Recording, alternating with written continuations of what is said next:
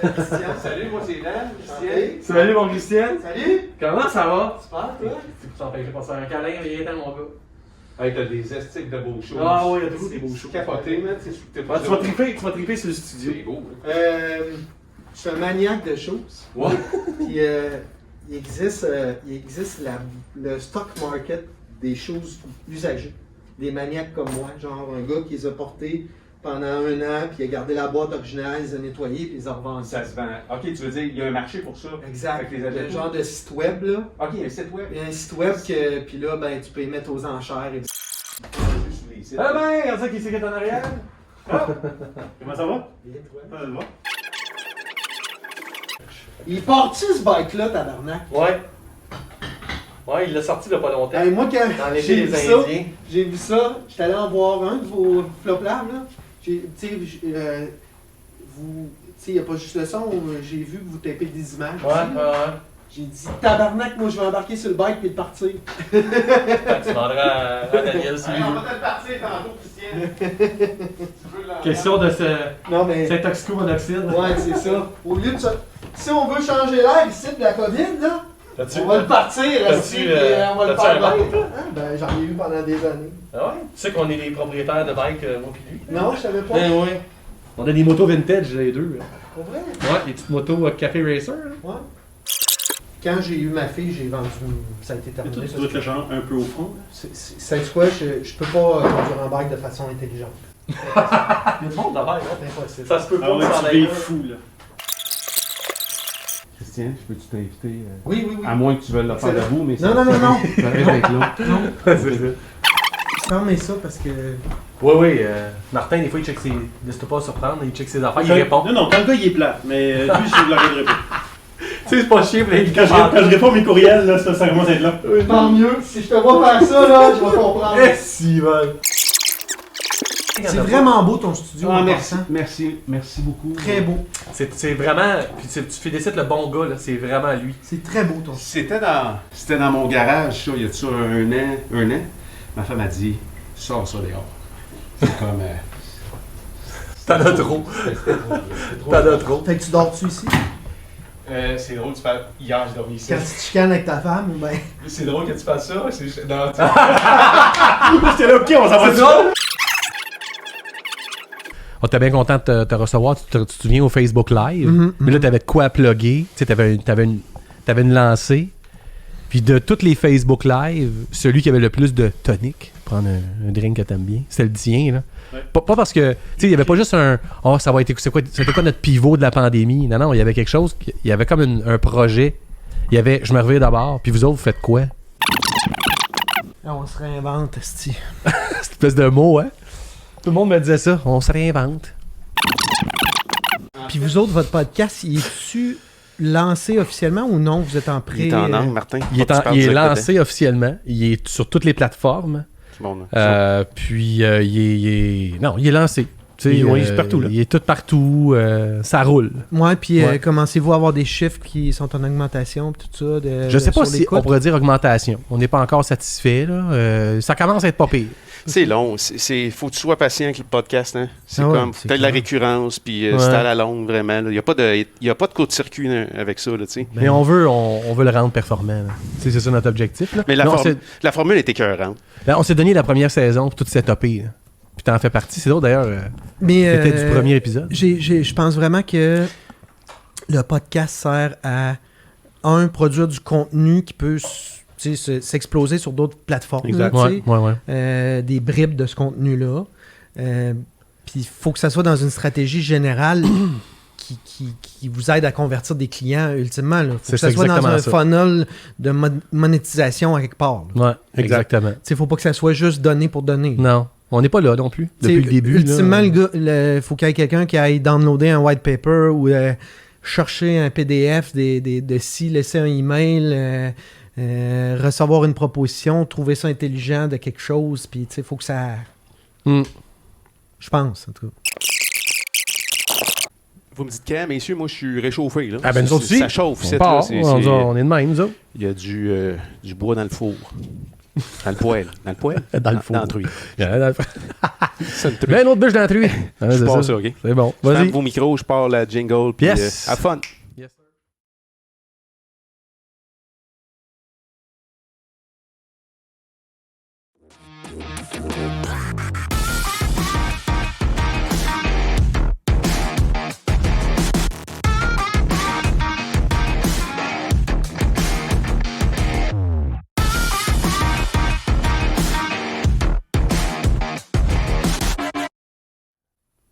Hey, bienvenue au Flop Lab. Dan, tu sais quoi faire? Je peux pas partir sans ça. Attends, elle était pas complète. On va l'avoir. C'est à la fin de la saison, je te dis, on va l'avoir. Non, C'était on a une shot. notre technique, man. Il y a 2 boutons à driver, il est tout mêlé. Il y a juste deux, il y a un petit jingle. Bienvenue au Flop Dan, Lab. tu m'as pas présenté encore, mais moi, ça me prend la cloche de boxe, s'il te plaît. Trouve-moi ça. Là, c'est pas... Ah oui, c'est vrai, c'est bon aussi. Tu fais la boxe? Il fait de la boxe. Hey, bienvenue à l'atelier 4771 avec H2O Web Media qui nous permet d'être en compagnie d'abord de mon compatriote Martin de la Roseville. Salut Martin, ça va bien? Ben oui, ça va bien, toi? Ouais, toujours ton petit café dans ta tasse Tout le Ironman. temps. Oui, tout le temps. Tu te prends pour Tony Stark, mon maudit Ouais. fraîchier. Ben, c'est pas grave, bienvenue, je suis content que tu sois là. Et j'accueille de ce pas assez rapidement notre invité. On est très content de le recevoir. Il s'agit de Christian Genet de Buddha Station. Salut les gars. Content d'être ici dans votre repère. Écoute, Christian, il n'y a pas si longtemps, je t'appelais live, tu te souviens, lors de notre premier épisode, pour te dire quand est-ce que t'arrives. Tu étais supposé être là au 2e, au 3e. Deuxième vague, pandémie, puis toutes sortes de raisons ont fait que tu n'étais pas là. Mais là, tu y es. Et je dois dire que ben, les autres, je me sentais de même, mais il y a comme une coche de plus de me sentir privilégié aujourd'hui. Pas Ben, Martin, là, mais moi, oui. Je pense que tu peux dire le vrai mot à tout le monde. Là. Je te sens nerveux. Moi, ça? Je suis fébrile. C'est comme un tu sais, quand tu rencontres ton héros. C'est contradictoire. Moi, je m'en allais dire, écoute, c'est correct qu'il est pas venu parce qu'on est rendu meilleur. Là, finalement, il dit que t'es Hey, nerveux. c'est Fait qu'on va vrai, oublier ça. c'est Fait que ça vrai. marche pas, finalement. Ben non. Hey, il est tellement à l'aise au micro qu'il faut que j'essaye de un peu le pousser en dehors de sa zone de, Hey, de écoute, confort. La journée où je vais être nerveux avec Christian Genet, là, moi, je suis plus comme... C'est comme la veille d'une journée de ski. J'ai vraiment hâte. Ou d'une ride de moto. Tu sais, Ouais. ça aussi, c'est le fun. D'ailleurs, Christian nous demandait tantôt si ça va être possible pour Dan de partir cette moto. On pourrait peut-être la partie live à maintenant. Hein? Ben ça, je me disais ça, Dan, tantôt, ça serait cool qu'on arrête de la... Pour ceux qui nous écoutent, regardez notre podcast aussi, là, Ouais, c'est présent ça. sur toutes les plateformes, on le sait, Google, Apple, mais YouTube, qui nous permet de le regarder. Et on est en Facebook Live, bref, regardez ça. Tantôt, Christian aura sa shot de Dan qui va partir sa vintage Harley, ça va être cool. Ben, d'après moi, c'est COVID-proof. Là. Ça va sentir le monoxyde de Ça va carbone. sentir le 2 Ça va changer l'air. Ça va Ouais, sentir le 2 temps ça- dans le studio. Ça va tuer le virus s'il y en a un, tu sais. Christian, pour vrai, je suis content que tu sois ici aujourd'hui.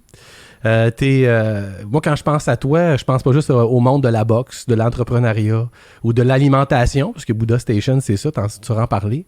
Je pense à leadership, parce que c'était un gars pour qui c'est bien important. Puis je pense à l'expression déboulonner les mythes. T'es le gars avec qui je jase à chaque fois, qui est capable de pas être satisfait, on dirait, de ce qui se dit ou de ce qui se vit, pour essayer de l'emmener à son meilleur, puis tu sais, débusquer là, la vérité, puis la morsure du réel de ça, qui pourrait nous emmener à être un meilleur leader. Je me trompe-tu? Ben, j'adore challenger le statu quo, première des choses. Les grandes phrases vides qui, pour moi, sont faciles puis cheesy, c'est souvent le genre de truc que je veux remettre en question. Puis, ben, tu l'as dit, le leadership, c'est mon dada. Ouais. D'ailleurs, je me sens privilégié durant la pandémie depuis, je te dirais, le 1er septembre à, là, on est fin novembre. J'ai donné 42 conférences sur le leadership, malgré... 42, hein? Ouais, Quand même. malgré la pandémie. C'est vraiment mon dada, puis ça me branche. Puis il y avait du monde qui J'adore ça, t'écoutait, faire là. ça. T'étais pas juste seul. Non, ben, je faisais ça devant ma chambre. là, Ta femme, elle me texte qu'elle est un peu écœurée de l'entendre aussi, en tout cas. J'ai fait 40 pratiques, j'en ai vraiment donné juste 2. Tu sais, le gars. Alors, puis je te crois. ma fille a amené toutes ses amies. puis- Tu sais, je te dirais que t'es un ami d'apiculture aussi, là. Depuis le début, tu as participé à nos événements. On est content de t'avoir. Je veux juste que tu te présentes un peu assez rapidement pour ceux et celles qui te connaissent pas. Ça serait étonnant si tu t'intéresses à la culture d'entreprise, au leadership ou au mindset entrepreneurial qui évolue. Mais quand même, il y a du monde qui te connaissent pas. Tu proviens d'un autre business que tu as bâti. Rappe-moi ça. Là, puis Ben, je on va te m'appelle connaître. Christian Genet, j'ai 45 ans, je suis le père d'une grande fille de 20 ans. Je suis un maniaque de boxe à en avoir fondé un OBNL qui aide à sortir les jeunes de la rue. Mon motto dans la vie, c'est de faire minimum une folie par jour assumée.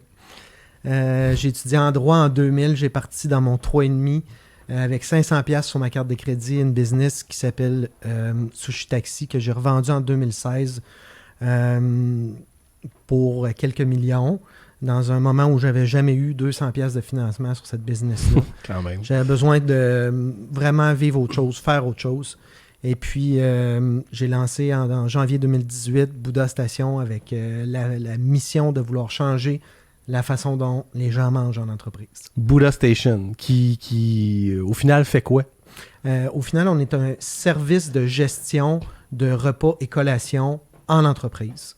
Alors, on prend en main de A à Z et puis on a développé une technologie qui est en mesure de voir qu'est-ce qui se passe dans les frigos des entreprises en temps réel, de mesurer le froid, par exemple, de mesurer les inventaires, de voir ce qui les gens préfèrent, ce que les gens aiment moins, le roulement, minimiser les pertes, puis chaque semaine de remplir ce frigo puis cette étagère-là, puis que les employés peuvent aller sur une application puis payer. Fait que, par exemple, ici, là, à Apiculture, dans votre studio, on pourrait mettre un petit frigo qu'on brancherait sur notre technologie, puis ça vous permettrait d'aller sur notre application, de voir l'inventaire, de choisir un repas pour 12$, de le payer puis de le déguster sans avoir à partir en auto au Tim Hortons ou whatever. Il n'y a pas de cadenas sur le frigo. C'est la confiance totale qui est là, l'espèce de... Ben, ta question liberté. est bonne. Ça a vraiment été le mindset dans lequel j'ai voulu partir l'entreprise. Je me rappelle même d'avoir chamboulé une grande entreprise du Québec avec ça en disant, ben, si vous voulez qu'on barre ce frigo-là, là, on va vous le barrer, mais ça amène peut-être une question de confiance dans votre entreprise qui est pas mal plus large que le fait qu'il manque un lunch à 10$. Là. C'est clair. C'est un bon point. Alors, mais C'était-tu vrai? Tu le constatais? ben en fait, c'était pas moi qui étais en contact direct avec cette entreprise-là. Nous autres, on l'assumait de le dire comme ça, Ouais. mais il y a certaines entreprises où il y a trois chiffres de travail et tout ça, puis que ben là, il a fallu amener la technologie qui est barrée et on l'a maintenant. OK. Ah ouais, hein? Ouais.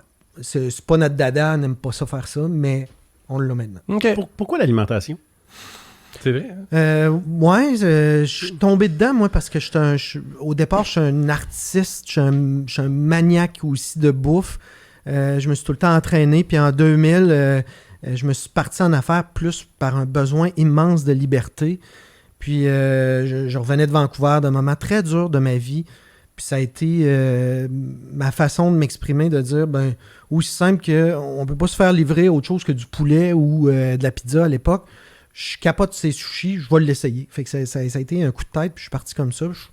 Je suis tombé dans la marmite, j'ai toujours aimé l'alimentation, puis ça fait partie un cycle où mieux dormir, bien manger, boire moins, travailler de façon plus intelligente, s'entraîner, puis c'est ça.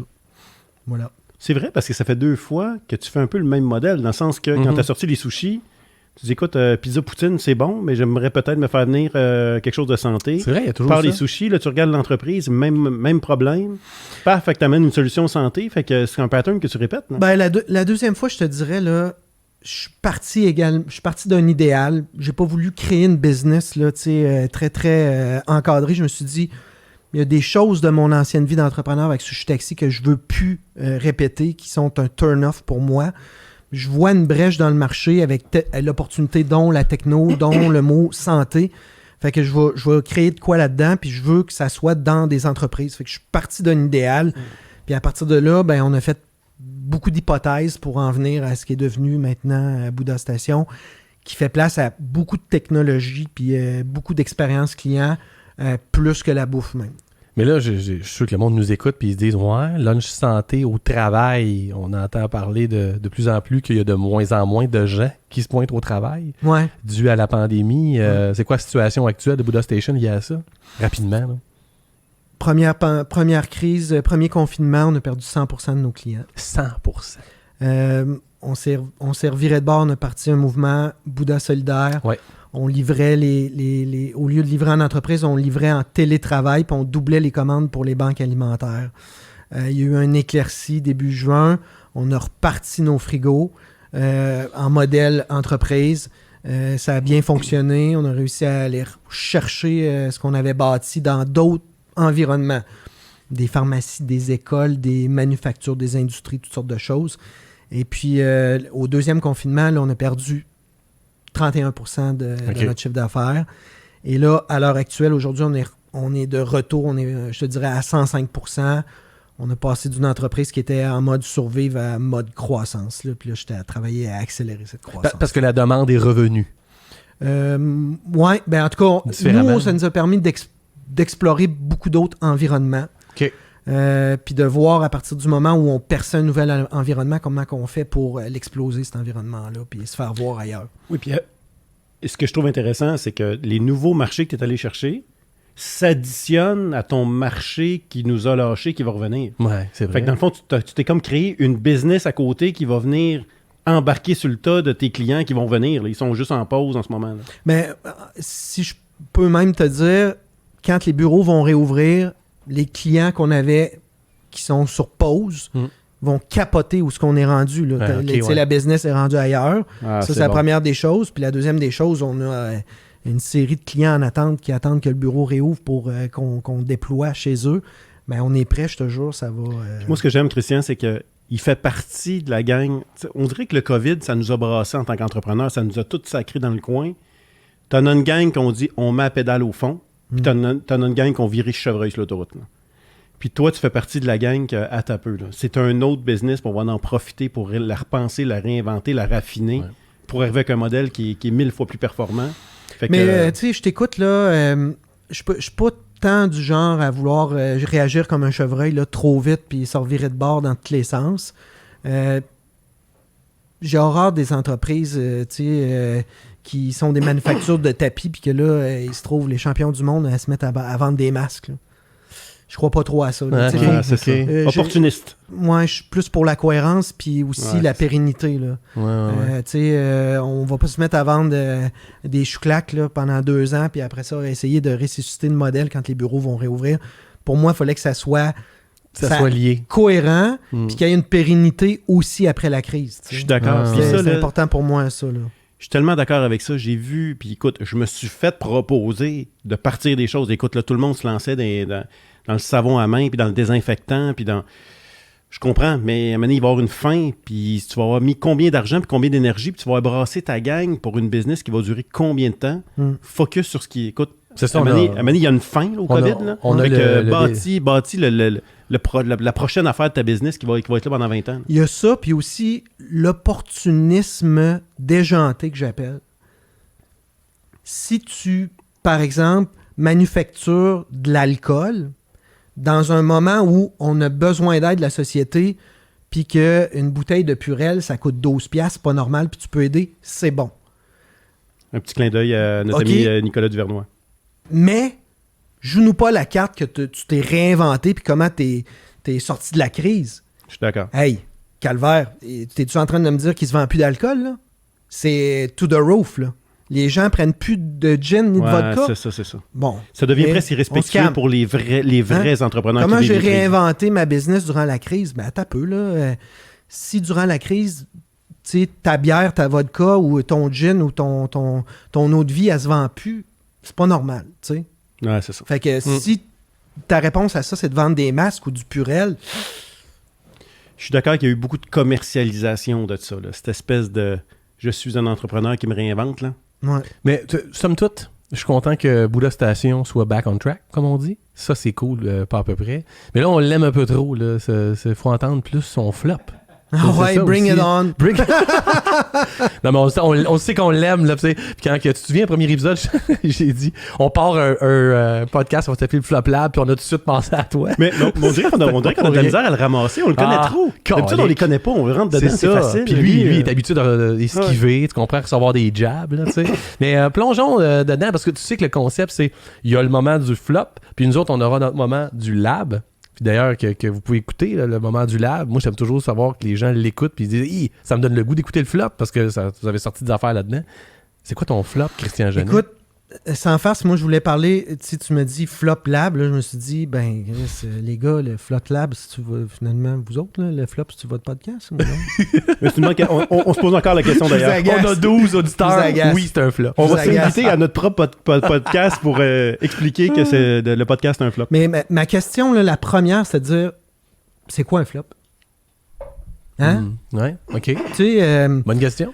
parce que je sais qu'on s'est challengé là-dessus, Pierre-Luc puis moi, puis t'es peut-être pas au courant, là, Martin. Je disais que j'ai horreur de l'échec. On est dans un moment en société où on dirait on fait l'apothéose de l'échec, puis c'est rendu cool, puis pas grave l'échec. Tu sais, il y a même des fail camps et tout, puis l'échec est une opportunité d'apprendre. Regarde, l'échec, ça fait mal et ça laisse des cicatrices. Et si tu es capable de l'éviter, tant mieux. Tu ne veux pas vivre ça. Ça, c'est moi, ce que je pense de l'échec. Maintenant, si tu es un entrepreneur, si tu es un athlète, peut-être que tu es comme moi aussi et que c'est exacerbé encore plus dans le sens où je suis un winner dans la vie. Je suis un winner que ça peut friser l'obsession parfois. Je travaille beaucoup cette obsession-là, mais si je joue aux cartes avec ma tante à Noël puis elle me monte un nouveau jeu, c'est sûr que je vais la torcher d'ici à la fin de la soirée. Tu comprends? Alors, Ta tante à Noël, c'est une chance. non, mais je suis un winner dans la vie. Fait que là, ouais. ça te dépeint de quelle façon. Tu sais, fais-moi pas l'apothéose, l'apologie de l'échec. J'ai horreur de l'échec. Ouais, ok? je comprends. Puis, tu sais, en même temps, je pense que tu peux avoir un échec retentissant dans ta vie. Ça va arriver. Prends sur toi. Tu vas t'en sortir, puis ça fait pas de toi quelqu'un qui est fini. Si tu as un échec, par exemple, dans le sport, mais ça veut pas dire que tu es fini. Ça veut dire que peut-être que tu vas faire d'autres sortes de sports, peut-être que sûrement que ça va bien dans ta vie personnelle, familiale ou professionnelle ou whatever. C'est pas parce que tu as un échec dans une sphère de ta vie que tu es un raté. Tu comprends? Mais moi, les échecs, je vais tout faire pour les éviter dans la vie. Définitivement. Mais t'es-tu en train de mettre des degrés? T'sais, on dirait qu'il y a quelque chose comme il y a la simple erreur, il y a, ça c'est un échec, puis il y a le flop. Bon. Tu sais, je sais pas, y a-tu comme... OK, fait que, tu sais, si on parle business ici, Ouais, là, ouais. par exemple, ben, pour moi, par rapport à la vision d'une entreprise, OK, j'ai une vision très claire avec Bouddha Station.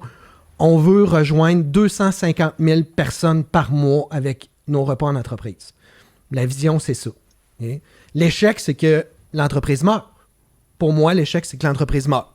Fait que il y a une série de choses dans notre quotidien, disons, dans les prochaines années, qu'on va expérimenter, puis il y a des expérimentations qui ne vont pas fonctionner. On va essayer plein d'expérimentations, là. Ceux qui ne vont pas fonctionner, on va les tuer rapidement. Puis ceux qui vont bien fonctionner, on va les propulser, on va les exploser, on va double down on that, tu sais. Puis ces expérimentations-là, il faut en faire le plus possible. Et d'ailleurs, c'est ce que racontait Jeff Bezos. Il disait, nous autres, dans quoi on est vraiment bon, c'est d'expérimenter le plus possible puis le faire rapidement et tuer ce qui ne marche pas rapidement. Mais je pense que quand tu es un entrepreneur, ça, il faut que tu installes cette culture-là dans ton entreprise. Tu sais, que tu n'as pas la science infuse sur qu'est-ce qui va marcher ou pas, quelle direction prendre ou C'est pas. un peu ça la culture d'innovation. C'est d'essayer des patentes, comme tu dis, c'est bon, flusher ce qui marche pas le plus rapidement possible. Exact. Puis si je continue sur les phrases de C'est bon. Jeff Bezos, moi, il y a une phrase qu'il a dit qui m'a beaucoup touché puis qui me drive encore aujourd'hui. Oui, il a dit ce que tu as dit. Il a dit aussi, si tous les entrepreneurs avaient une vision internationale de leur business dès l'année 1, toutes leurs premières décisions seraient différentes. Ben, définitivement. Mais écoute, mettons que tu l'as pour 10 ans, OK, puis que tu veux pas aller à l'international, dans tes décisions au quotidien, par exemple, comme nous, on vient d'investir sur un siège social, ben, tu t'investis pas sur un siège social avec tes besoins actuels. C'est ça. Tu t'investis avec les besoins que tu vas avoir d'ici les 5 à 10 prochaines années. Exactement. Parce que sans ça va être à recommencer dans 2 ans. Et ainsi de suite dans la technologie, dans toutes sortes de sphères, tu sais. Fait que, pour moi, un échec, Pierre-Luc, c'est quelque chose que je veux éviter le plus possible. C'est quelque chose qui peut arriver dans la mesure où, si tu es un entrepreneur, le risque fait partie de l'entrepreneur. Alors, il y a une notion de risque qui est nécessaire pour être un entrepreneur. Il y a une notion aussi de risque calculé. Okay? Puis, dans tout ça, il faut que tu expérimentes puis que tu sois intelligent. Par exemple, si on prend une mauvaise décision par rapport à une sphère de l'expérience client, ça ne va pas tuer notre business. Si on manque de cash flow, dans le moment de la crise, ça va probablement tuer notre business. Si on va chercher des clients, ça va super bien au marketing, ça va super bien aux ventes. Quand on les déploie dans l'entreprise, on ne réussit pas à les garder parce que notre produit est poche. Ça va tuer l'entreprise. Fait qu'il y a des expérimentations qui ne vont pas tuer ton entreprise, mais il y a des choses vraiment à garder à l'œil qui peuvent amener un fail dans ta vie. Mais attends, mais t'es en train de dire que pour appeler un flop, c'est parce que ton entreprise elle a échoué. Il y a une faillite, il y a quelque chose. En fait, j'ai voulu le définir pour que toi, tu te positionnes là-dedans à dire, attends un peu, là, on parle pas d'un échec qui va tuer un projet. Nous autres, on parle de quelque chose, on veut rire d'une expérimentation ou quelque chose qui a mal été, puis ça a fait mal un peu. On parle pas on parle pas d'un fail dans ta vie, là. Mais quand j'ai pensé à ta question, on dirait que puis là, tu fais une coupe là, qu'on entend ici, Martin. Là. Je me suis dit, vrai, pareil, c'est quoi un flop? Puis l'affaire qui m'est revenue, on dirait, c'est il n'y a personne d'autre à blâmer que toi quand c'est un flop. Okay. Tu sais, on dirait que c'est comme la notion d'imputabilité. Parce qu'il y a des affaires qui vont arriver, par exemple, la pandémie actuelle. Hey, vous n'êtes pas fort, réseau hôtelier, que c'est virez-vous de bord. Non, à un moment donné, ça les affecte. C'est pas entièrement pas du tout de leur faute, en fait, là, même dans ce cas-là. On a reçu quelqu'un ici, Louis Aymon, tu te souviens, inondation Sainte-Marthe-sur-le-Lac, tu sais. Pas il fort. a tout perdu. Franchement, t'aurais dû déménager avant d'avoir l'inondation. Tu peux pas y dire ça, ce gars-là, il a tout perdu. Exact. Tu sais, c'est pas un flop, ça. On était rendu ailleurs, là, veux pas. J'avais l'impression, en tout cas, je sais pas là, si Martin t'as autre chose, mais c'est comme si l'athlète, pour reprendre ton expression, il s'est fait coacher, fine. Mais tu sais, moi, je suis un joueur de tennis, là. J'aime beaucoup le tennis. Il n'y a personne d'autre à blâmer que moi quand je suis sur le terrain. C'est fatigant, ça. C'est dans ce sport-là, en tout cas, là, parce que des fois, c'est un sport d'équipe. Puis, honnêtement, mon analogie n'est pas très bonne pour une entreprise parce qu'on est surtout dans le sport d'équipe. Mais si je joue un peu trop en solo. Mais je pense que le flop, c'est surtout ça. Quand on arrive à quelque chose, c'est calique. Si tu savais, tu aurais pu faire autre chose et tu l'as pas fait. Mais ton exemple est quand même bon parce que quand tu es un joueur de tennis, tout repose sur toi puis c'est une méritocratie totale. Exact. Fait que ton père ait du cash, que tu ailles le meilleur entraîneur au monde, que tu ailles des souliers neufs puis un super outfit, on s'en fout. Faut que tu gagnes. Point final. That's it. Bon, ben moi, je vais te dire une chose. Pour moi, un fail, ça fait mal. Je veux l'éviter le plus possible. Puis, c'est pas vrai que c'est pas grave un fail. Ouais. Parce que si c'était si cool que ça, un fail, là, c'est drôle. Finalement, ce serait pas grave. Le Canadien serait la meilleure équipe au monde. Hein? Non, mais tu sais, qui c'est qui a dit que c'était pas grave avoir un fail? Ouais. Tu sais, ben, si c'était pas grave, le Canadien serait une bonne équipe de hockey. Ouais. Hein? On est d'accord avec ça, là? Non, c'est pas le cas. Bon. Fait que. Mais Christian, ça fait mal, mais ça fait mal où? C'est une bonne question, ça. Ça fait mal directement au cœur. Puis pour moi, c'est relié, je te réponds en esquivant un peu, là, mais pour moi, c'est relié à la sagesse. La sagesse, là, c'est pas d'avoir des cheveux blancs. La sagesse, pour moi, là, c'est comme une cicatrice là, qui épaissit là, avec des erreurs que tu as faites. Puis qu'il ne se sépare jamais de toi. Tu comprends? Je vais t'en compter une, parce qu'on parle de flop. Pour moi, c'est un flop solide. J'ai démarré ma vie professionnelle, moi, à temps partiel dans les clubs de danseuses. J'étais gérant en 97, en plein milieu de la guerre de motards. J'allais à l'université, puis j'étais gérant à temps plein dans un club de danseuses, dans un milieu qui était contrôlé par les motards puis la mafia. Dans un moment où il y avait des bombes qui explosaient, il y a eu des meurtres. J'ai été témoin de ces choses-là. J'étais moi-même... j'avais un ange gardien qui était membre en règle des motards. Et puis, à un moment donné, il s'est fait passer, ce gars-là. Ça s'est mis à se corser. J'ai vraiment eu peur pour ma vie. J'ai eu des menaces physiques, verbales. Mes parents ont été séquestrés, ont eu des menaces. J'ai vraiment eu peur pour ma vie. Puis je me suis sauvé pendant plus de 6 mois. Je me suis ramassé où j'avais plus d'amis. J'avais plus une Christie de scène. Je suis passé du gars qui se prenait pour le king parce qu'il faisait des gros salaires. Il il se prenait pour une rockstar parce que c'était le milieu des femmes, du rock'n'roll, de la drogue puis du faux pouvoir, tu sais. Et je suis passé de ça à un total inconnu, fail, qui plus est pourrait disparaître et qu'on veut faire disparaître puis que ça paraîtra même pas. Fait que, est-ce que ça laisse une cicatrice? Oui, à jamais. Il n'y a pas une journée de ma vie que j'y pense pas. Il n'y a pas une journée de ma vie que je prends une décision sans l'ancrer sur mes valeurs qui sont diamétralement opposées à ça. Il n'y a pas une journée de ma vie que j'agis en leader en me mettant à l'esprit qu'il ne faut pas que je sois un boss. Puis j'ai déjà été un boss dans ces conditions-là où justement, j'étais un gars qui était plus un dictateur puis qui donnait des ordres, qui était un gars inspirant puis qui motivait, tu sais. Alors, ça, pour moi, c'est un fail. Est-ce que j'aurais voulu l'éviter? Mon chemin m'a mené là. J'aurais dû l'éviter. Je venais d'une famille en plus. J'ai été mené par là, par l'appât du gain, par la facilité, par le côté rock'n'roll, par mon TDAH, par l'appât des femmes du côté rock'n'roll. Je voulais être une rockstar, jouer de la guitare. Ça allait tout avec, tu comprends? Mm-hmm. Est-ce que ça a fait ce que je suis devenu? Mais oui, j'ai une grosse cicatrice. Tu sais. Mais là, t'en parles comme un fail, mais si je comprends bien, l'homme qui est devant nous aujourd'hui s'est bâti sur ce fail-là. Fait que, est-ce que, je te pose la question, est-ce qu'aujourd'hui, tu considères encore ça comme un fail? Totalement. C'est un côté de ma vie que si j'avais été intelligent, si j'avais été plus mature, j'aurais pu éviter. Si un jour je voyais ma fille qui s'en allait vers ce milieu-là, d'ailleurs, je ferais tout pour la retenir puis la motiver à dérailler de ce milieu-là. Mais ça, c'est un bon point que tu dis là, parce que c'est souvent la preuve d'un fail ou d'un flop, c'est qu'on veut l'éviter pour les autres.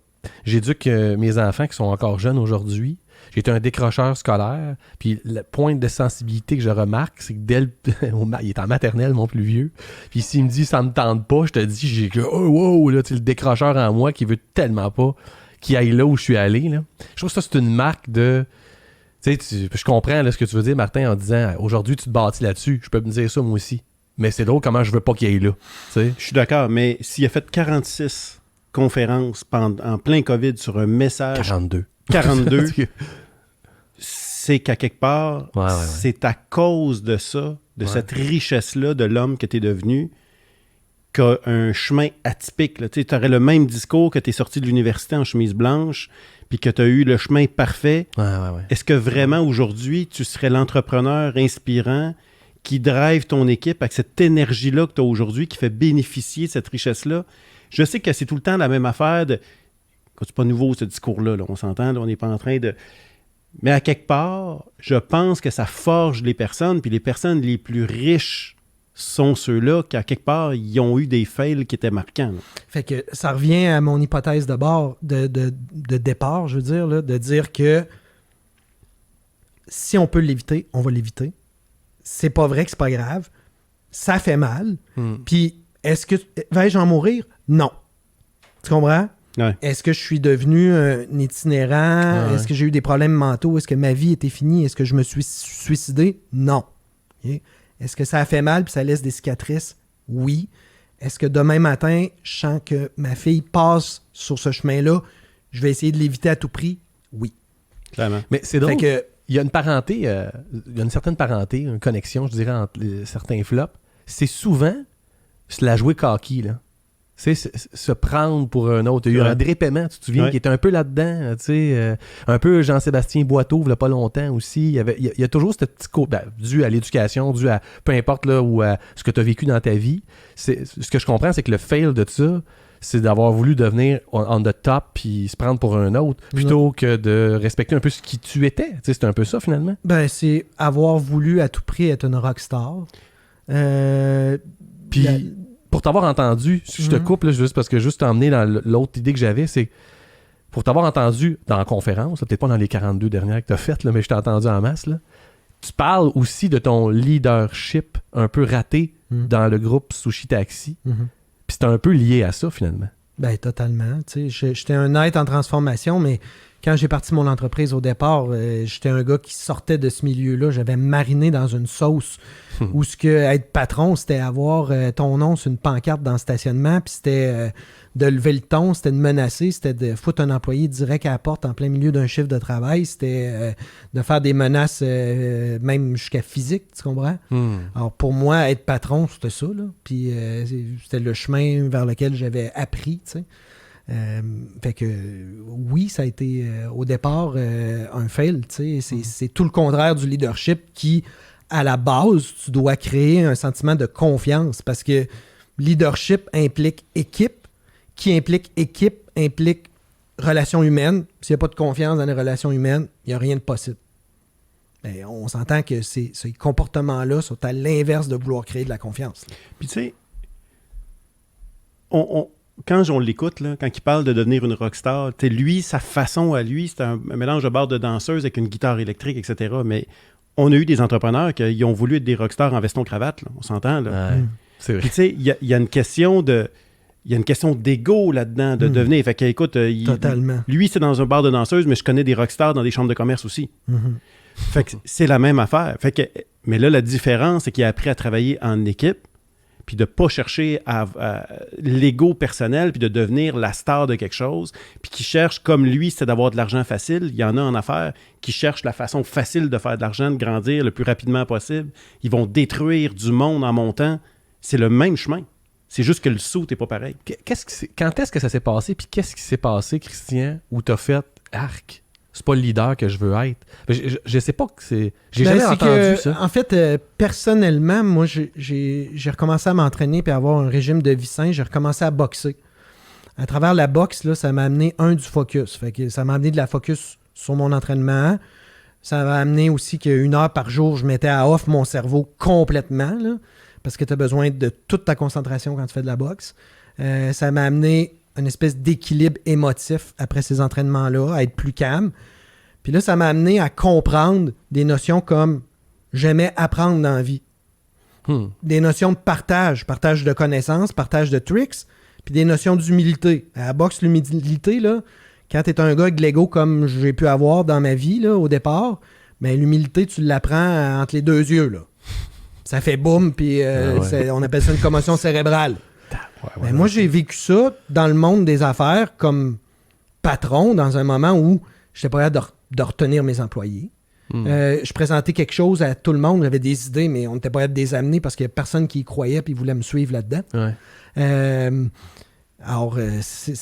changement s'est fait de manière personnelle en premier, puis là, je me suis mis à me questionner, à savoir, Colin, mes valeurs, il y a comme un gap entre ce que les gens m'ont connu au départ dans ce projet-là, puis ce que je suis devenu. J'ai l'impression qu'ils n'ont pas la réalité de ce que je suis devenu, puis j'essaie de me justifier que je suis devenu ça, mais mes anciens comportements font encore mal, tu sais. Fait qu'il y a eu beaucoup ça, là. Mais moi, j'aimerais ça que tu nous parles un peu de ça, l'ego, parce que, tu sais, il y a beaucoup d'entrepreneurs qui nous écoutent en ce moment, ils en ont de l'ego, là. Puis ils n'ont pas le choix d'en avoir, hein, pour ça. Exactement, mais C'est là, je ça, voudrais l'affaire. t'emmener là. Parce que là, souvent, quand tu parles d'ego, tu parles au passé. T'es-tu un gars qui, aujourd'hui, a de l'ego? J'essaie de n'avoir le moins possible. C'est de la merde, l'ego. Trouve-moi une situation dans laquelle ça sert à quelque chose. OK. Mais qu'est-ce qu'on dit comme message à un entrepreneur qui a de l'ego, qui est donc 95% du marché québécois en ce moment? On leur dit quoi?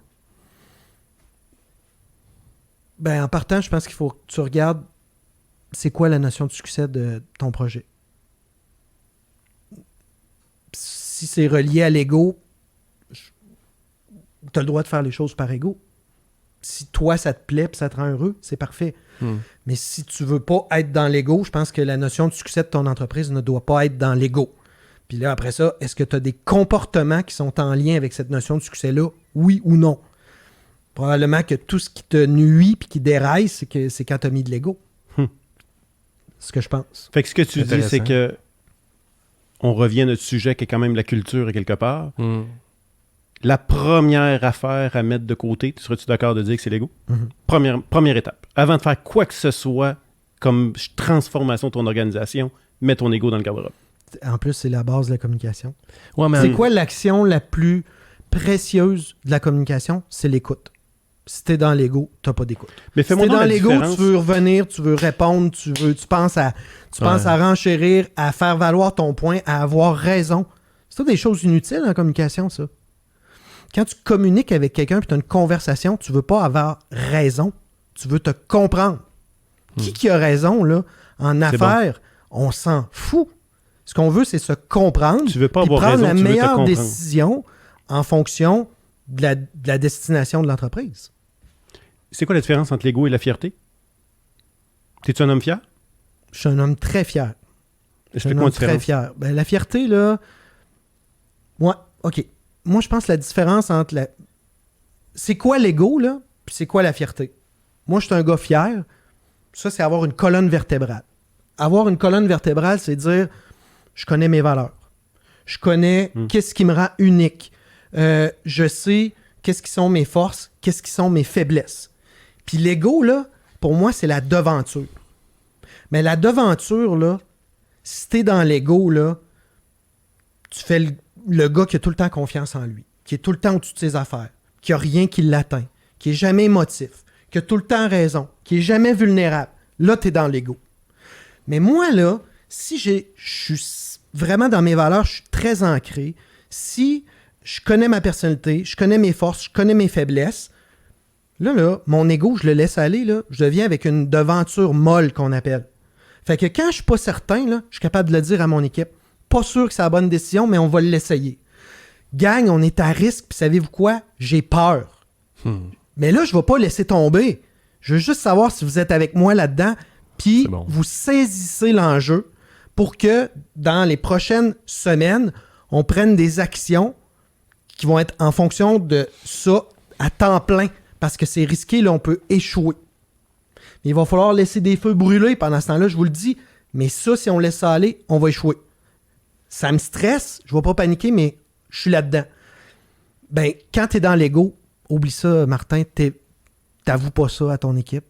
Celui qui est dans l'ego, là, s'il est sur Instagram, man, dans sa piscine avec sa licorne, tu sais, c'est sacrifice. Mais j'aime vraiment ça. Écoute, parce que je me mets dans la peau des gens qui ne font pas cette différence-là entre la fierté et l'ego. Puis là, ce que j'aime, c'est qu'il y a vraiment le côté intrinsèque. La fierté, c'est la colonne, c'est l'intérieur, c'est se connaître avec une transparence puis une honnêteté à tout casser. Puis l'ego, c'est ce que tu fais transparaître à l'extérieur. Puis ça, c'est vrai que... Parce que souvent, on est porté à mettre ça dans le même cours. Ouais. Puis pourtant, c'est deux cours complètement différents. C'est pas la même place. Mais Il y en a une que c'est le costume, puis l'autre, c'est l'intérieur.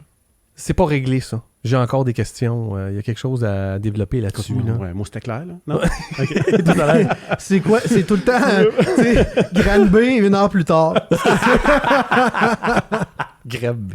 Mais les gars, je sais pas si vous vous rendez compte, mais votre podcast est en train de flopper pour vrai parce qu'on n'est plus sur le sujet. On parle d'ego, on parle de définir la notion de succès, la notion d'insuccès. C'est quoi le fail?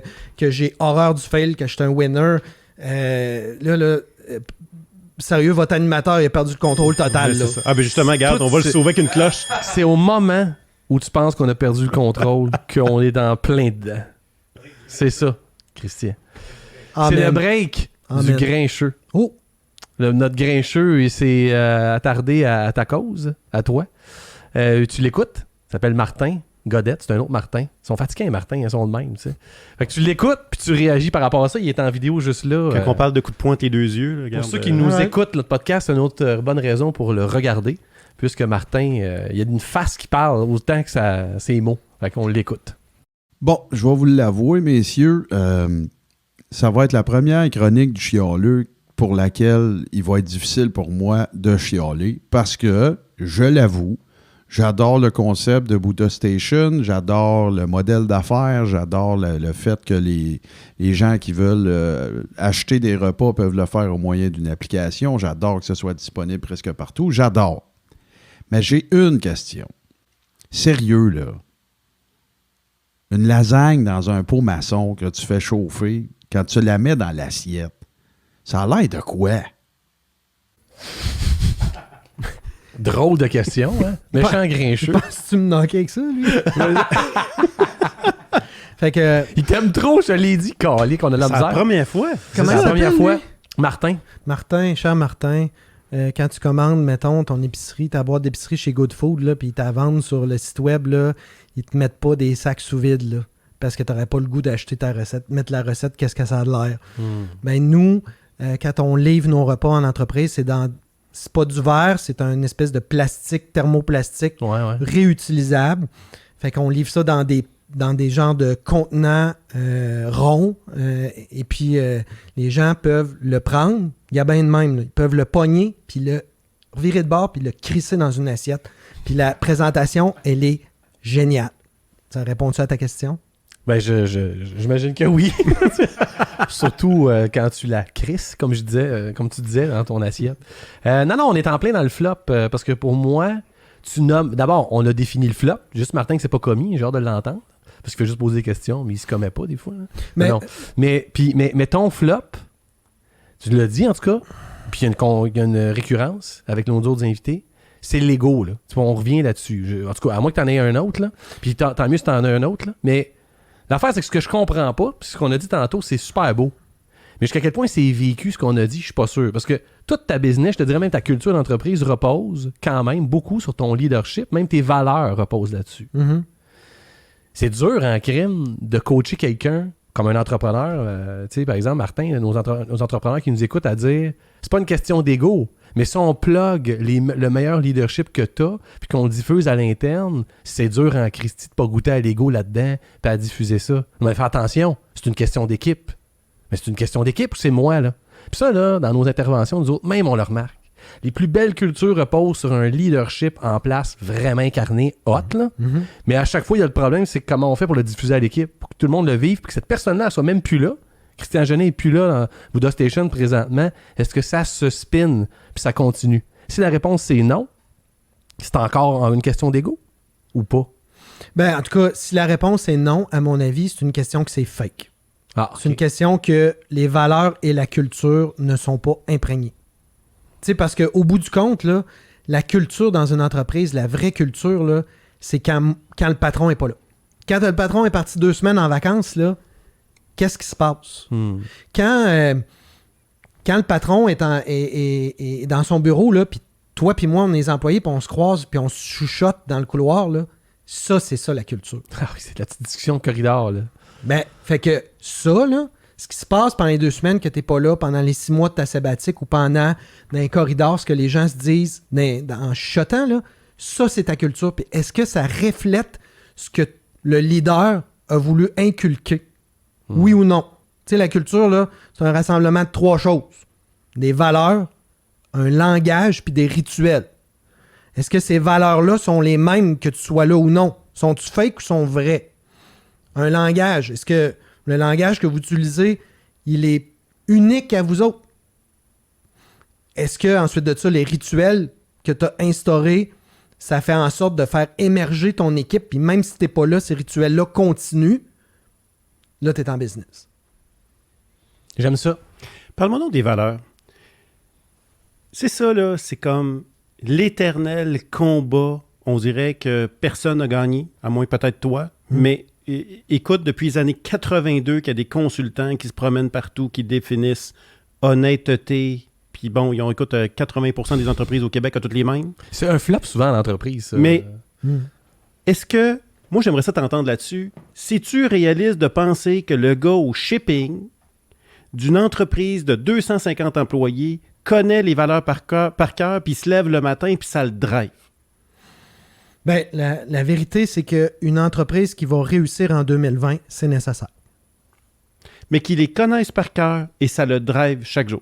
Ben, c'est pas ça qui va le driver. C'est lui, quand il va poser des actions, avoir des décisions à prendre, remettre des choses en question, il va s'appuyer là-dessus. C'est pas les valeurs qui vont le driver. Les valeurs vont lui donner la voix, vont lui permettre de remettre les choses en question, de prendre une décision, de contester quelque chose, de se braquer contre quelque chose en s'appuyant là-dessus. C'est à ça que ça sert. Mais c'est pas ça qui va le driver. C'est un outil d'orientation. C'est un outil qui doit servir tous les jours. Tant À qu'à moi, prendre les des valeurs. décisions, à questionner, améliorer la qualité des décisions.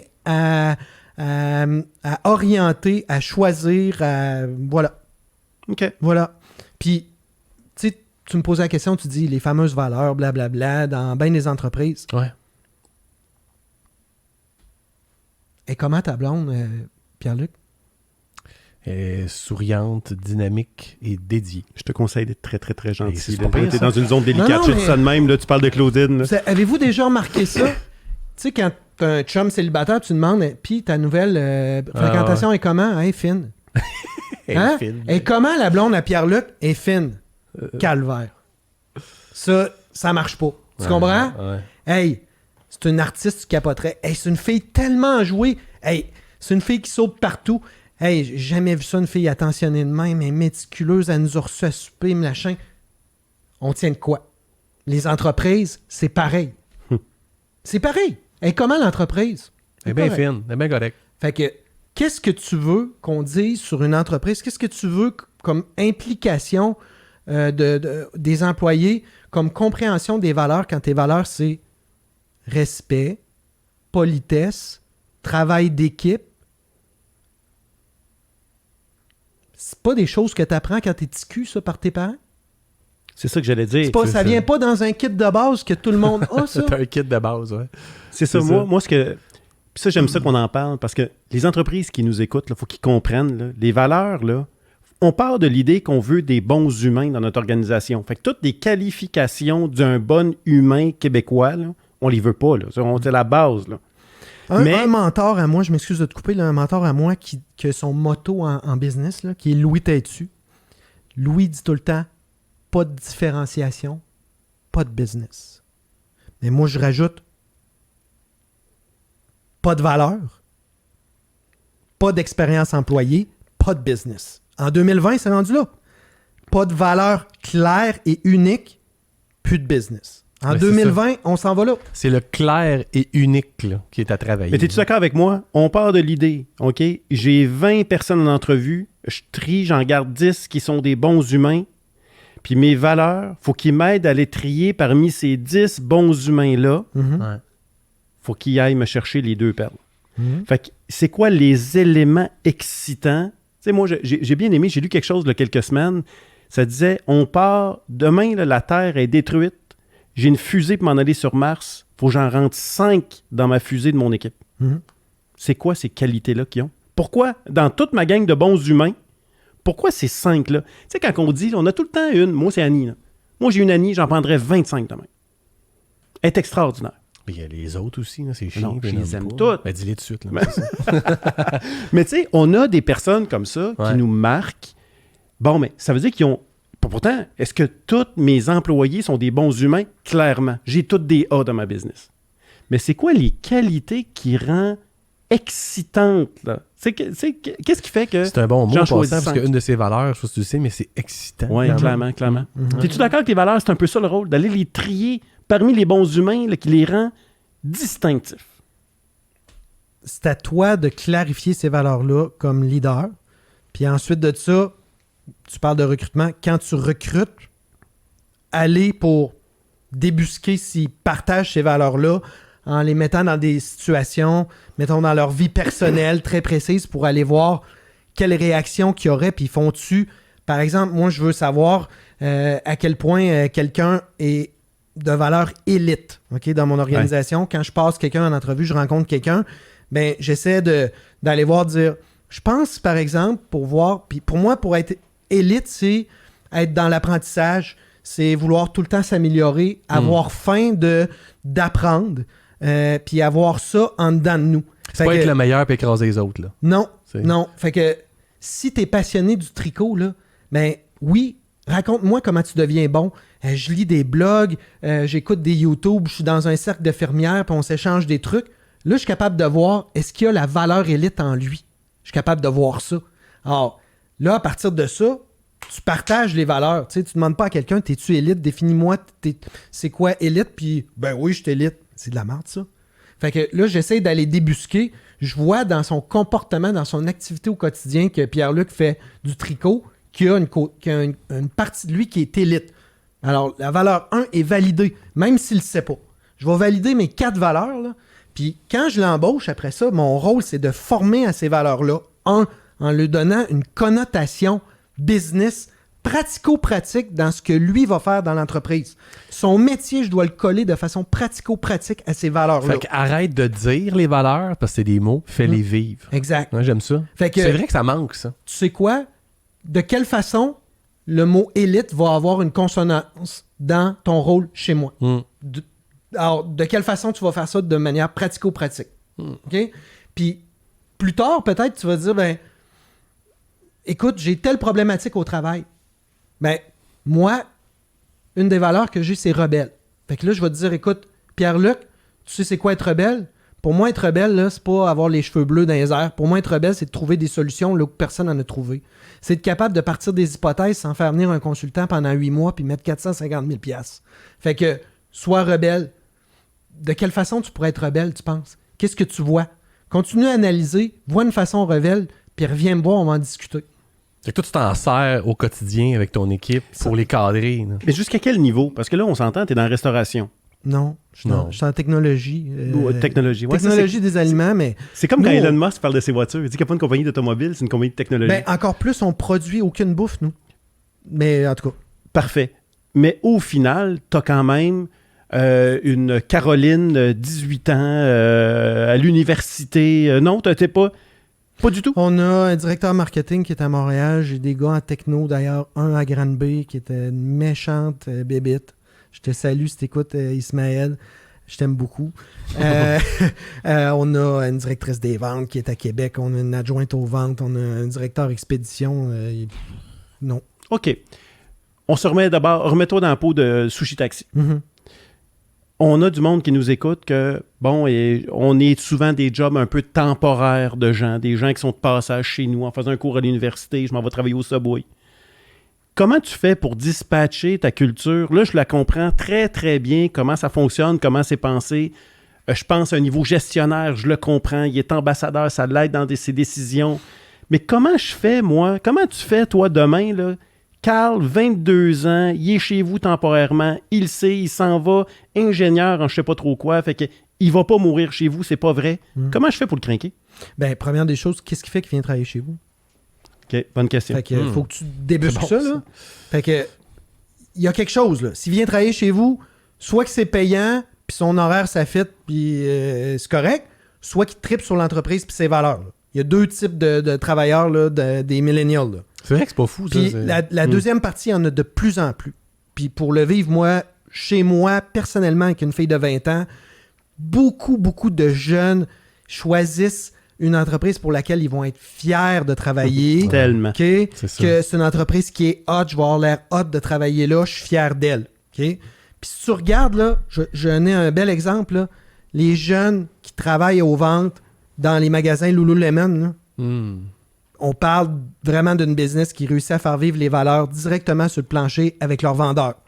Si tu travailles là, tu vas travailler à un moment donné avec le CEO de l'entreprise qui vient travailler sur le plancher une fois par semaine dans une boutique différente. Si tu travailles là, tu es obligé de faire du sport. Fait qu'il va falloir que tu ailles un follow-up sur le sport que tu fais. Ils vont même te commanditer. Ça fait partie de la vie au travail parce qu'eux autres, ils pensent que tu as un mindset différent. Quand tu abordes les gens, tu as une aura, tu as une énergie différente, puis tu comprends les vêtements dans lesquels tu vends, les spécificités. Écoute, c'est pas pour rien qu'ils réussissent, puis que les jeunes aiment mieux aller travailler là que chez Aldo ou que chez n'importe quelle boutique un peu plate, là. Je comprends. Intéressant, j'aime ça, on pourrait creuser là-dessus, là, c'est sûr. Là. Juste avant que bon, on va terminer dans une couple de minutes, on a encore du temps, juste à être sûr, là. Tu nous as parlé d'un flop, tu sais, de jeunesse, on pourrait dire. Là. Mais c'est pas un flop d'entreprise. T'avais quelque chose encore en tête tantôt, j'ai l'impression, pour me dire, moi, animateur, je fais pas bien ma job, fait que je vais t'entendre là-dessus. C'est-à-dire, quoi? Là, peut-être que c'est dans Sushi Taxi, peut-être que c'est dans Buddha Station, je ne sais pas, mais un flop entreprise, un flop entrepreneurial, même si on fait pas l'apologie de ça, puis on n'est pas là pour dire, ah ben, merci d'avoir fait ce flop, ça n'a pas rapport, mais t'en as-tu fait un? Ben, écoute, J'aimerais avant que tu te lances, pour ma propre connaissance personnelle, là, tu as un flop personnel, je te suis, ça laisse une cicatrice. Est-ce qu'un flop entrepreneurial laisse une cicatrice? Ben encore là, si c'est quelque chose qui tue l'entreprise, pour moi, un flop, c'est ça. Ça va tuer l'entreprise. J'en ai pas à te raconter. J'ai des échecs. Tu sais, j'ai eu un échec dernièrement, justement, avec Bouddha Station. Pas dernièrement, mais dans justement les premiers mois, on perçait les entreprises au début comme traiteurs traditionnels, OK? Pour créer vraiment un sentiment de confiance avec eux, pour après ça pouvoir rentrer justement sur une base régulière, de remplir le frigo puis être là à chaque semaine puis faire partie de leur culture. Mais au départ, il a fallu, on ne pouvait pas rentrer dans la gorge de même, on s'est fait connaître ce que le marché était capable de prendre comme traiteur. Et puis là, comme traiteur, on a réussi à amener de l'attraction, puis on a parti à un projet, on se disait, il y a quelque chose quand même qui est brisé, que quand tu es au bureau, puis tu commandes du Saint-Hubert, puis que le gars, faut qu'il vienne, puis que tout le monde aille à la réception, puis passe sa carte de guichet, ça marche pas. Fait que là, nous autres, on a parti un projet en techno, on s'est dit, faudrait qu'on puisse faire ça, mais de manière technologique. Fait que on a mis sur pied un projet Share the Bill. Fait que c'est pour dire, mettons, toi, tu inities la commande, tu dis, j'ai le goût de commander du Bouddha Station. Fait que à ce moment-là, tu es capable de joindre technologiquement, par SMS ou par email, à la commande des collègues qui veulent embarquer là-dessus. Fait que tu l'envoies à moi je peux choisir et payer, Martin peut choisir et payer, puis ultimement, ça fait un méga user, puis tout se paye, puis c'est livré à même endroit. Okay? Fait que, il n'y a pas l'espèce de sable dans l'engrenage que soit que tu payes pas à l'avance, puis là, il y a un livreur qui arrive avec sa petite machine, il faut que tout le monde rentre ses cartes, ou bien qu'il y a quelqu'un qui se commet, puis que là, il faut qu'il court après tout le monde pour qu'il le rembourse. Fait qu'il n'y a pas ça.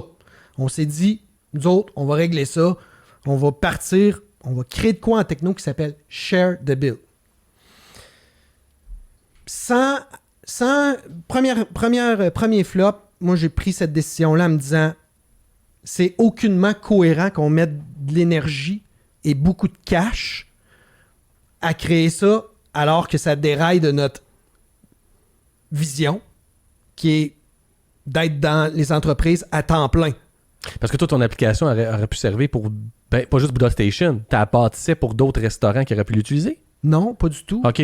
Ultimement, moi, ce que je voulais, c'est rentrer un frigo chez vous puis gérer la bouffe pour tous tes employés. Ouais. Okay, ce qu'on a fait. Mais avec ton share de bills?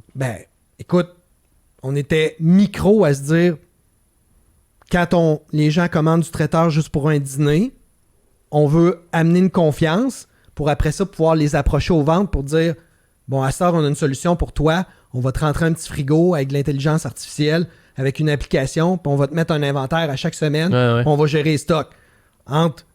Je commande pour un dîner chez Saint-Hubert, puis le Saint-Hubert est ici tout le temps. Il y a une marge, puis ça s'appelle la confiance. OK? Mais ça, là, on s'est dit, on va investir là-dessus. Ça ne servait à rien d'investir tant, là. Parce qu'après 1 ou 2 lunchs, tu trouves que c'est bon, tes employés capotent, puis tout ça. Ben là, ce qu'on veut, nous autres, là, c'est la technologie du frigo, puis être là à temps plein chez vous, puis gérer la bouffe pour que ça soit moins cher que d'amener un lunch. Fait que développer une application que tu peux commander, c'est livré dans 1 heure, puis que tout le monde split le bill, on n'utilisera pas ça, là. Plus ça. On a mis du temps là-dessus, mon homme, là. C'est ça. On a mis du temps, on a mis du cash. Tu peux même pas t'imaginer. Puis ça a été de l'obstination à un moment donné, comme une espèce de vieux char usagé que t'as tellement mis de cash dedans, là tu te dis... T'es pogné avec. Ah, mais là, juste le muffler, on va en remettre, tu comprends? C'est ça, tu regardes en arrière, tu dis, écoute, je recule dessus, écoute, il y a bien trop d'argent ennemi, fait qu'on continue, fait que là, maintenant, là, tu te coules. Puis c'était une mauvaise décision de ma part, ultimement, parce que ça avait aucun rapport avec la vision de l'entreprise, puis dans 2 ans ou 3 ans, ça n'a amené aucune valeur. Ben, on a tué ce projet-là après beaucoup d'argent, beaucoup de temps, avoir perdu 2 programmeurs qui ont capoté. Puis quand on a tué le projet, j'ai callé une réunion à tout le monde. Le titre de la réunion, c'était Tchernobyl. Et moi, c'était le mot qui ressemblait plus à Share the Bill. C'est devenu Tchernobyl.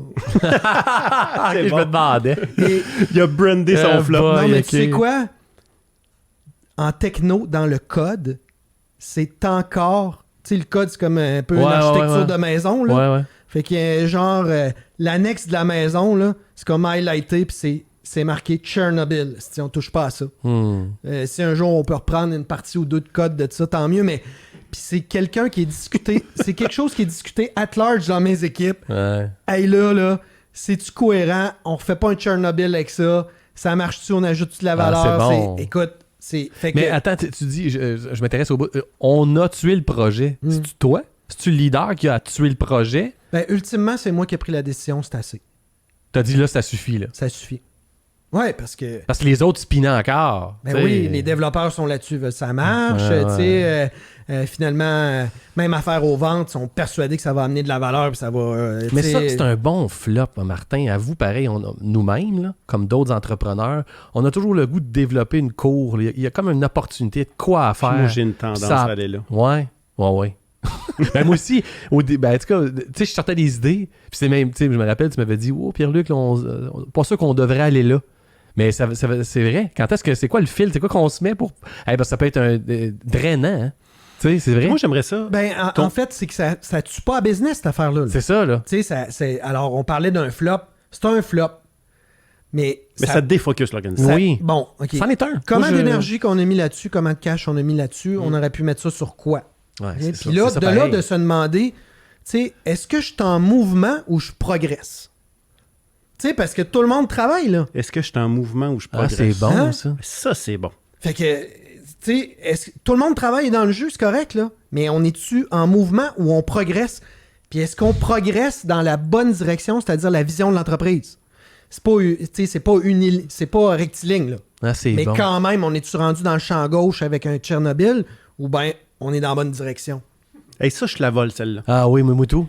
Non, c'est moi qui Est-ce la qu'on vole. est en mouvement ou on progresse? Ben, ça me fait penser à beaucoup d'entreprises qu'on rencontre qui ont des défis, on appelle ça comme ça, d'améliorer leur performance à l'interne. Puis je pense que tu nommes une réalité vraiment très flagrante. Ils sont beaucoup dans l'action. Ils sont beaucoup dans le mouvement. Mais est-ce que vous progressez? Est-ce que il y a une amélioration? C'est là qu'on le définit. J'aimerais J'aime ça. J'aimerais ça que tu m'expliques un peu là, ton meeting Tchernobyl. Là. Comment ça se passe, ça? Comment qu'on a... Tu sais, c'est beau faire des flops, on dit c'est correct. Ouais. Quand on est capable de l'éviter, on l'évite, mais maintenant, il faut tirer à la plug. Comment on fait ça? Ben, t'as deux choix. Tu le fais avec l'ego. Ouais. Tu calls ta gang, tu dis ça marche pas. Là, on a mis trop de cash là-dedans. Ça suffit. Je t'ai écœuré. On arrête ça. On passe à d'autres choses. Je veux plus en entendre parler. Ou tu le fais avec. Hein? Là, t'es dans l'ego. Là. Ouais, c'est bon, Hein? ça. Parce que t'es écœuré. T'es le boss qui est écœuré. Ouais. Ultimement, c'est qui a mis sa main sur le bûcher et qui a dit oui, on développe ce projet-là. OK, il était amené, il était pensé, c'est la solution. Moi, j'ai dit oui, pareil. Là, puis j'ai laissé mes équipes mettre du temps et de l'énergie là-dessus. Là. Ouais, c'est vrai. Alors, gang, on est rendu le temps de prendre une décision. Je veux ramener une chose. Mon erreur, c'est celle-ci. On s'en va là. OK? On veut faire ça. On veut prendre en charge tout ce qui se mange dans une entreprise puis simplifier ça. Donc, ça doit se faire à chaque semaine et non dans une commande qui est spontanée puis qui est livrée dans l'heure. Ça, c'est Uber qui fait ça. C'est pas nous. OK? Tu as commencé Est-ce que par c'est cohérent? mon erreur. J'ai commencé par dire mon erreur, ça a été Ok. c'est la vision de ça. Je pense que c'est pas cohérent. Regardez, on s'en va là, on veut faire ça, puis là on développe ça. Ouais, c'est bon. Puis moi, je suis le gars qui préserve la vision puis qui est censé vous dire on va là. Est-ce que vous pensez que c'est une bonne idée qu'on développe ça? Là, tout le monde déjà se pose la question. Ben moi, je pense que j'ai pris une mauvaise décision à ce qu'on mette du temps là-dedans. Là, regardez maintenant le temps qu'on a mis là-dedans, l'argent qu'on a mis là-dedans, c'est encore pas réglé. Puis je pense que pour se rendre là, à l'inverse, là, le marché nous montre que ça, c'est important, puis il y a des opportunités là. Mais là, on est rendu qu'on s'obstine à ça. Puis on a des besoins là. Regardez ces besoins-là, puis ce qu'on a senti là. Regardez où on s'en va. Est-ce que vous pensez que ce chemin-là, là, ça ajoute de la valeur? C'est censé. Est-ce que même si on est élite, même si on veut en venir à bout, que c'est raisonnable de faire ça? À poser des questions comme ça, tout le monde, ça s'est éclairci de dire, ben non, faut arrêter, c'est de la folie. Fait que là, ce que tu nous dis, Puis mon mot de la fin, ça a été de dire, écoutez, share the bill, Tchernobyl. Je pense qu'il faut apprendre à rire de ça. Là. Moi, le premier, j'assume, ça va s'appeler Tchernobyl chez nous. Puis on va apprendre à en rire. Fait que quand on a réalisé qu'on a fait un flop, faut vendre notre flop. C'est un peu ça que t'as fait, là. C'est que t'as pas juste un gars émotif, là. Je t'ai écœuré, on tire la plug, puis là, Non, c'est ça. tout le monde un peu se sent coupable. C'est parce que j'ai pas été assez bon d'emmener le projet finalement à un succès. C'est de ma faute. Donner le feeling que c'est parce que j'ai pas le bon team, parce que mon date est écœurant, c'est à cause de vous autres que je l'ai pas eu. C'était ce feeling-là qu'on laisse flotter dans c'est l'air. bon, ça. Toi, t'as vendu ton flop. T'as bien réussi ta communication du flop, puis t'as pas attaqué personne. Mais le rôle du leader, là, c'est la vision. Moi, j'étais désaxé sa vision. Ouais. OK? Puis le rôle du leader, sa vision, là, c'est de la vendre, pas de la rentrer dans la gorge. C'est ça. Fait que T'étais là avec la logique des choses. je revenais à... C'est comme si j'avais perdu ma cohérence, là. J'étais défocusé. Je suis revenu. Ça, c'est comme le GPS, quand un moment donné, on perd la map, puis ça revient, puis on réalise que, tabarouette, on s'est trompé de chemin. Là, C'est bon. OK, fait que toi, Recalcul. Ou bien Ouais. c'est de dire, attends un peu, là, si tu es intelligent, tu sais, des fois, tu te laisses trop aller par le GPS, là. Tu sais, Ouais, ça c'est m'est ça. déjà arrivé, moi, en Italie, ça. Voyons, ça n'a pas d'allure. Ah, la ouais. mer est là. On est censé aller vers les montagnes. Garmin, là. Non, comment ça, il nous fait passer par-dessus la mer? Il n'y a pas de route là. Mais Voyons donc. Christian, t'as commencé ton speech avec l'humilité. Je n'ai pas fait de speech ici, moi.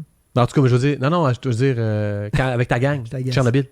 Mais t'as commencé comme un peu en disant, mon erreur, gang. Mm. Assez d'humilité. T'étais-tu prêt à laisser une porte ouverte? Ça se peut qu'il y en ait un qui me convainque que Share the Bill, ça marche, ou c'était clair que tu t'en allais là. Tu sais, t'avais-tu une porte ouverte à dire, ça se peut, là. Je suis prêt, ok, c'est correct, on considère. Martin, tu m'amènes une bonne idée, là, on le poursuit. Ou pas pantoute. C'était réglé dans ma tête. OK. Puis, Faut que ça soit ça pour un leader?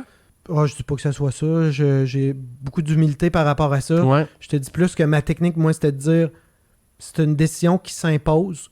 Il est rendu un moment où c'est ma responsabilité de la prendre. C'est That's it. incohérent avec la vision. Et mon rôle, c'est de convaincre ma gang de prendre mes responsabilités, de les assumer, de corriger le tir en prenant la responsabilité première, Ouais. puis d'apprendre à en rire, puis de vendre que c'est la meilleure des décisions. C'est ça. Fait que moi, à partir du moment où j'avais rassemblé une communication qui faisait du sens, puis que ça devenait motivant, inspirant, puis que je tournais la page, j'ai l'impression que tout le monde allait suivre. Là. Ouais. Fait que je laissais pas... Je me disais, c'est ma job de convaincre tout le monde. Mais moi, je vais être plus tranchant que lui. Moi, je pense que... Non, mais il faut la prendre, la décision. Puis je pense que c'est le bon chemin. Parce que si tu arrives au meeting, puis t'as un doute. T'as ta petite craque là, pour laisser passer mais l'air. c'est ça parce mon que, point. Parce que t'es pas sécure de la fermer à la porte, vraiment. Mais c'est ça mon T'as un point. meeting un peu mou. Parce qu'il y a du monde qui arrive en disant, je vais coller à la shot. Mais en même temps, ça se peut. Là t'arrives ambivalent. C'est clair que la porte s'ouvre. On dirait, as-tu pris une décision? Il l'a pas pris. Moi, je pense Non, comme mais je suis leader d'accord avec aussi. Martin. C'est ça. D'accord avec Martin aussi. Ben, toi aussi, c'est ce que tu as dit, en fait. Mais c'est juste que moi, je te disais, j'avais pas laissé la porte entrouverte. Je voulais plus le faire de façon motivante puis la vendre. ouais. OK? Exactement En ça. prendre une grosse part de responsabilité puis la vendre. Maintenant, ce que tu dis est vrai dans le sens où c'est notre rôle de prendre des décisions. Notre rôle, là, c'est pas d'être populaire. C'est de prendre des décisions qui sont en lien avec la vision puis applicables à nos valeurs. D'être capable d'être en cohérence avec nos valeurs, les coller là-dessus, les expliquer par rapport à nos valeurs, puis sont en direction de notre vision. Là, c'est notre rôle de prendre une décision. Puis oui, il y a des décisions qui sont dures. Oui, il y a des décisions qui font mal. Et il y a beaucoup de décisions qui font pas l'unanimité. Notre rôle, c'est pas de faire l'unanimité. Mais là, Oh. Plein de chiffres, tu peux faire un petit peu d'overtime. Mais les deux V de Christian, vision et valeur. Tu sais, oui, c'est vraiment mais ça. il vient de sortir un excellent point aussi. Là. Ouais, c'est ça que je dis. Notre but n'est pas d'être populaire. Ah, ok, ouais, Puis ouais. honnêtement, il y a beaucoup de gens qui implantent une culture d'entreprise pour devenir populaire. Devenir l'entrepreneur cool. Ah ouais, chez nous, là, c'est... Puis t'as raison qu'à un moment donné, ça finit par affecter la qualité de nos décisions de vouloir être populaire. Puis je sais que là, je vois le timer, là, ça baisse, mais Martin, je voulais juste... je sais que tu vas capoter là-dessus. Tu sais, tantôt, on parlait, puis on se disait, on est-tu en mouvement? Ouais, Hein? On parlait de ça, là. ouais. OK? Où on progresse. C'est deux choses qui sont très différentes.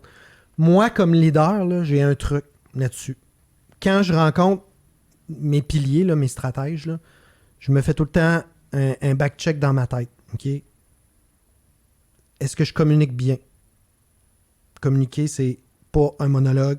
C'est vraiment être capable d'écouter. Est-ce que je communique bien?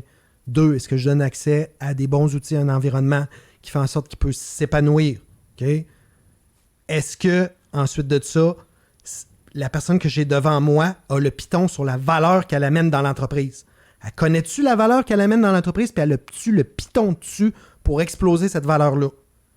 Puis est-ce que au final, elle travaille dans des conditions émotives qui sont dans le vert ou dans le rouge?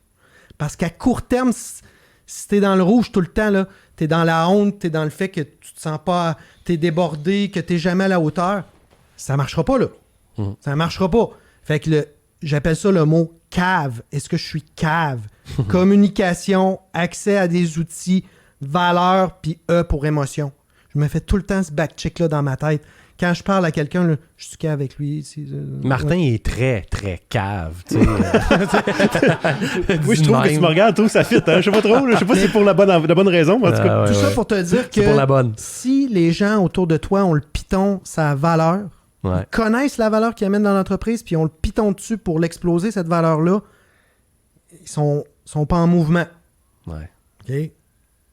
fait que c'est plus compliqué être cave qu'on pense. Là. C'est plus exigeant à être cave. Ouais, c'est ça. Moi, je tiens à dire aux gens qui nous écoutent je sais pas si tu vas accepter ça, mais de devenir ami avec Christian Genet sur LinkedIn, c'est pas seulement pour devenir ami avec lui, c'est pour lire ses posts qui sont super nutritifs à chaque fois. Faire partie de son RM, là, parce que là, écoute, il a non, commencé à avoir du monde. Premièrement, je suis pas un gars facile de même, là. Non, on peut pas te demander d'amitié. C'est parce qu'il faut que le monde te lise. Non, mais... Tu sais que la petite indépendante. Regarde l'autre, c'est pas ça, il va falloir que tu me creuses. OK, non, c'est juste... Dites-moi que vous m'avez entendu au Flop Lab. OK, c'est bon. Quand vous allez venir avec moi, je comprends. Me contacter, ça me ferait vraiment plaisir de voir que c'est pas un flop, ce podcast-là. Non, première des choses. Hey, merci, t'es fin de nous le rappeler. Puis non, mais pas de farce. Puis après ça veut dire que c'est cool. Vous êtes peut-être fan de leadership ou de gens qui sont atypiques puis on va avoir du fun. J'ai créé tous les mercredis en sur toute LinkedIn. humilité, t'exposes des bonnes idées sur le leadership. Ton cave, justement, tu l'avais bien décortiqué. Il y avait des gens qui commentent et tout ça. Je trouve ça bon. Il y a une belle richesse de contenu. T'es très actif, en fait, là, sur Nous autres, LinkedIn. c'est ça qu'on fait à Apiculture. On lit tes posts, on fait du stock avec ça, puis on vend ça aux entreprises au Québec. Fait que lâche pas. Fait que on a une formation qui s'appelle Cave. Alors, c'est vrai. Sais-tu quoi? J'étais à la recherche d'idées pour me renouveler. Ça a l'air qu'il faut... on n'a pas un premier ministre qui dit ça, là. Ouais. C'est vrai, exactement. Tu sais. T'as-tu d'autres choses à dire, Martin? Il me semble que honnêtement, non. C'est bon, des hein? super bons points qu'il a sortis. Ouais. Je trouve que c'est ultra clair, c'est pragmatique. Ouais, Je pense que l'entrepreneur qui a écouté ça aujourd'hui, là, c'est sûr qu'il sort avec des éléments qui sont incroyables. Christian Genet de Buddha Station, comme d'habitude, je te remercie. Tu l'as dit, puis c'est vrai, ce podcast-là qu'on vient de vivre, pour moi, c'est loin d'être un flop. Mais on a touché quand même à des éléments de base de tout flop. T'sais. Ça, je trouve ça intéressant. Non seulement d'un flop personnel dans ta vie, mais aussi, comme tu dis, d'une erreur, d'un échec, d'un « Ah, come on, on a-tu vraiment fait ça au niveau business avec Buddha Station? » Jusqu'à parler même de ton flop de leadership, entre guillemets, de Sushi Taxi. T'es un gars qui a pas peur, en toute transparence et vulnérabilité, de dire les choses, en autant que ça respecte ta vision, tes valeurs et ton intégrité. Puis ça, moi, je te remercie pour ça. Ben, Martin en a parlé. Je pense que c'est plus gagnant à titre personnel, même professionnel, puis même en public, de laisser de côté l'ego, définitivement. Puis, en tout cas, les gars, merci de m'avoir invité. Ceux qui nous écoutent, ben, peut-être vous avez compris que Martin et Pierre-Luc, en dehors d'Apiculture, sont des amis puis des gars que j'adore. Fait que c'était au-delà du podcast, puis parler de business, c'était vraiment un beau moment. Merci. Mais, hein. Réciproque. Et vous pouvez suivre aussi Christian à un podcast. Hey, t'en as un? Là, moi, je fais ça en cachette. Là. On est rendu à la 6e épisode d'enregistrer. Puis là, d'ici 10 jours, là, vous allez pouvoir voir mon podcast qui va naître. OK, on suit ça. Moi, Leadership Rebelle, la première invitée, ça va être Sylvie Bernier, la plongeuse, ancienne plongeuse olympique. Fait que c'est ça. C'est cool, on suit ça. On suit Christian Genet. Martin de la Roseville, merci. Tu as toujours des bonnes questions pour prendre l'analogie de la boxe punchée. qui fesse au bon endroit. On aime toujours ça. Alors, merci beaucoup de nous avoir suivis. Lâchez-nous pas, parce que là, tout de suite après, on vient de faire le flop. Là, on va aller creuser dans le lab. Puis, hey, avant que tu finisses, là, Hein? moi, je fais une promesse. C'était-tu fini, coupé? Non, vas-y, Non, continue. moi, avant que tu finisses, là, puis Ouais. va falloir que je revienne. Oh! Va falloir que je revienne peut-être au printemps ou Deuxième saison. Puis là, C'est on va promis. partir sa bike, là, je te jure. Ah non, bon, Hein? mais non, mais là, c'est pas ici, fini. là, dans le studio, puis tout, là. Hein? Mais là, oui, j'ai eu des bikes pendant 15 ans. Non, mais je vais revenir, puis on va le partir dehors pour vrai, là. Je suis pas une chochotte, là, moi, là. Moi, j'aimerais ça l'essayer Prochaine aussi, fois, Dan. tu m'invites, là, puis on va le partir. Hein? Moi, j'aimerais ça l'essayer On va aussi. tous venir en bike, on ira tourner ailleurs, en bike. Regarde, on se fait... T'as-tu une moto? On se fait une promesse, On ben va j'ai t'en pas de moto, louer une, là, là, mais je sais c'est pas ça. trop. Exact. J'ai mon permis, puis on va en louer une next On time. amène toutes nos bikes. Next time. Merci tout le monde.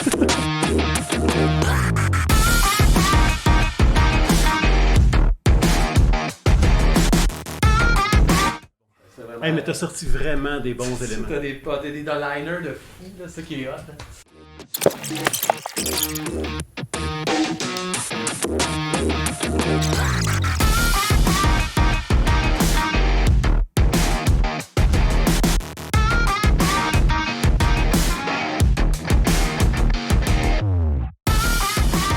C'est un distributeur de services. C'est pas mal TVA, je te dirais. Ah, Tu non. regarderas la... Ok, quand t'as Vidéotron qui te rentre le câble chez vous, t'as juste TVA. C'est ça, t'as rien d'autre. Non, c'est pas ça, mais Mais là- c'est quand même lui, c'est la même compagnie, ça, je veux dire. Ok, Tu regarderas sur Illico, c'est juste des téléséries TVA, c'est ça mon point. Hey, on finissait à job avant de passer à la TV. OK. Hey, on aimerait ça passer à TVA. C'est quelque chose qu'on dit ça, toi? J'ai pas dit passer à la TV, j'ai dit avant de regarder la TV, on va finir notre job. Ah oui, c'est vrai, t'as raison. Le break est pas arrivé. Avant de passer à la TV. C'est ça. Ah ben tu pourrais aussi. Ok, je trouve Ouais. pas ça. Hey, bienvenue au lab de Christian Genet de Buddha Station. Moi, je dis Buddha Station, hein, je dis pas Buddha Station. Il dit Bouddha Station, lui. Lui, il dit Station. Je sais pas, on dirait que j'ai comme le goût d'internationaliser ça Ouais. en disant Buddha Station. En tout cas, c'était bon, hein? Ah, écoute, Je suis pas étonné, mais c'était solide. ça là. paraît qu'il n'est pas sa première conférence. Ah ouais, c'est à la 43e avec nous autres, finalement. 43e, ouais. Ah, c'est vraiment bon. Pour ceux qui ne l'ont pas écouté, ben, vous avez manqué de quoi? C'était assez solide. Allez écouter ça. Ouais, il y a deux j'aime ça en attaquer deux, moi. Je commence à développer ce concept-là. Ouais. Je trouve ça intéressant. Surtout Deuze. On a avec deux affaires. Ouais. La première affaire, c'est Lego qui nous a parlé, qui a coûté cher, qui a fait faire des flops. Ça, j'ai trouvé ça hot, qui l'a rendu tu sais, dans sa tête, je vais être une rockstar, je vais être populaire. tu C'est sais. la différence entre l'ego et la fierté. Ça, c'est bon. La fierté, c'est la colonne. Attends, mais développe pas là, trop. Ah, là. Je veux ok. juste les annoncer, mes deux sujets. Comme ça, le monde va dire « Ah, je vais rester pour le lab au complet. » Ton deuxième, c'est quoi? Mon deuxième, c'est... c'est quoi mon deuxième déjà, Martin? Ben, c'est la notion de... Écoute, t'es pas, man! Je me rappelle plus, j'ai un blanc. Attends un peu. Mais non, on a trois affaires, dans le fond, qu'on parle. Mais moi, je reliais l'ego avec la popularité, peut-être ensemble, Ah, ok, pour les les mettre mixer. ensemble. Puis le deuxième qui était fort... C'est, voyons, le seul qu'on se rappelait. Hey, on est donc mais pas bon. On recommence ça, ce lab-là. Quoi, Dan? Hey, je t'en mets pas bon. Il y a personne qui écoute. Attends un peu, les deux notions. Sur place ou avancé ou progressé. Ah, mouvement par progrès. C'est ça, Ok, mouvement on recommence progressé. la cloche, là, excuse-moi. Ça a pas sorti mon affaire. Ils sont cool, les petits bonhommes. On commence pour de vrai, là? Ouais, on recommence pas. Pour de vrai, là, hein? Drette là. OK. Bienvenue au lab de Christian Genet de Buddha Station. Moi, j'ai en passant Buddha Station, je dis pas Buddha Station. Ah non, il dit Bouddha Station, lui. Je l'internationalise. Ouais, L'internationalise un petit peu, je trouve ça vraiment trop drôle. Mais bref, c'était bon, hein? C'était solide. Ah oui, Il y clairement. avait du contenu. Il répond pas. Tu sais, c'était bon, hein? Voyons. Non, c'était vraiment excellent. Vraiment solide. Il y a deux affaires que je retiens de ça. Puis j'aime ça, hein, en passant, avoir toujours deux affaires. C'est pas pour deux, mais la première affaire de ce gars-là, c'est l'ego, la popularité. J'ai trouvé ça vraiment intéressant, il faut le décortiquer. Puis la deuxième affaire, c'était trop fort comme concept de est-ce que ton monde est en mouvement ou en progrès? Ça, j'ai trippé. Hey, c'était solide, là. Ego et popularité, là, je les rentre ensemble. Là. Si vous avez manqué ça, sans joke, écoutez le flop de Christian Genet, c'était vraiment solide. Le gars, son flop, c'est vraiment d'avoir voulu jouer à la rockstar dans sa vie. Trop misé sur son ego, puis c'est ça, là, finalement, qui l'a fait perdre. Là, tu sais. Puis il y a beaucoup d'entrepreneurs qui se lancent en affaires pour être une rockstar. Là. On s'entend, C'est ça. c'est la notion de, tu sais, on a l'impression que ça se passe avec une guitare. Là, non, ça peut se passer avec un iPad. Là. On s'entend. Tu sais, dans le sens que tu te lances en affaires, mais c'est souvent le rêve entrepreneurial. Là, on regarde Elon Musk, là, Ouais. il est sur scène, là, puis gars, c'est un vrai show. Là, mon gars, tout le monde se lève debout. Là. C'est ça qu'on pense. Là, l'entrepreneur à succès, là, Nicolas Duvernois, là, quand il arrive, là, puis la jambe croisée comme dragon. Là, puis moi, je me vois là. Ben, c'est de l'ego pur. Là. Puis même ce gars-là pourrait très bien dire que... En fait, moi, c'est les deux affaires. C'est jusqu'à quel point tu n'as pas besoin de te servir de ton ego quand même pour développer ta business, parce que le monde achète ça un peu, veut pas, là, tu sais. Ta drive, là, ton espèce de côté. La ligne est mince. Hey, c'est dur. Puis jusqu'à temps qu'à un moment donné, tu es capable de, comme Christiane l'expliquait, de dire c'est fait pour l'organisation, pas pour me nourrir. Moi, je suis pas là pour être populaire. Je suis là pour prendre des décisions, la bonne décision, pour respecter la vision. Tu sais, Pierre-Luc, c'est comme la notion de... On dit qu'un vrai bon leader, Ouais. il n'a pas besoin de dire qu'il est un leader. Mais on dirait qu'un vrai entrepreneur, il n'est pas obligé de dire que c'est un entrepreneur. C'est la même notion, on dirait. C'est comme quelqu'un qui est obligé de dire hey, écoutez-moi. C'est ça. boy, c'est l'aveu que personne t'écoute, là. Jamais, là, tu sais. C'est ça pareil. Là. Clairement. Fait qu'on dirait qu'il y a cette espèce de wannabe entrepreneur Ouais. qui, pour se convaincre soi-même de devenir quelqu'un, parce que j'ai décidé que moi, quelqu'un, ce que j'appelle quelqu'un, c'est un grand entrepreneur. Ouais. Puis là, ça nous force à se gonfler le torse, puis à jouer le rôle, mais hey, ça, c'est le pire ennemi de la mobilisation des équipes. Là. Mais c'est tricky ce que tu dis là. Parce que, puis tu l'as vécu un peu quand même, toi aussi, là, plus que moi, certainement. Là. T'as pas fait pour devenir une rockstar, mais on finit par t'inviter dans des chambres de commerce, dans des panels, dans des espèces de conférences, dans des patentes, pour te dire waouh, mais tu parlais de Nicolas Duvernois, c'est ça pareil. On le sent le gars humain, mais jusqu'à quel point il a pas besoin de. Il est obligé en fait de jouer la carte du gars qui doit montrer que lui a réussi, que tu as un success story, le gars, là, tu sais. On n'a pas le choix d'aller là. Puis en même temps, c'est un influenceur, les gens l'écoutent, écrit un livre, écrit un autre livre. On veut ça. On veut que tu développes ton ego. Ça. On nourrit ça. Puis on va te le demander anyway. Là. Parce que les gens n'achètent pas, tu sais, tant que ça, pur vodka. Souvent, ils vont acheter Nicolas Duvernois, ils n'achètent pas tant Buddha Station, ils vont acheter Christian Genet aussi. Exact. Je ne sais pas si c'est propre à toutes les entreprises qu'on peut rencontrer, mais on en rencontre beaucoup. C'est dur de faire « Oh, attends, je le fais, mais... » Tu sais, un gars comme Ricardo au Québec, là. C'est même son nom, en fait. C'est juste le nom. C'est sa business, tu sais. Comment ça pour te séparer de ton ego quand c'est ta business? Ouais, c'est ça. Non, t'amènes des bons points, puis la variable, elle est mince. Mais tu sais, est-ce que je le fais avec fierté ou je le fais par ego? Ah, ça, c'est bon, tu sais, il y a comme cette espèce de notion-là qui nous a amenés pour nous éclairer là-dessus. Ouais.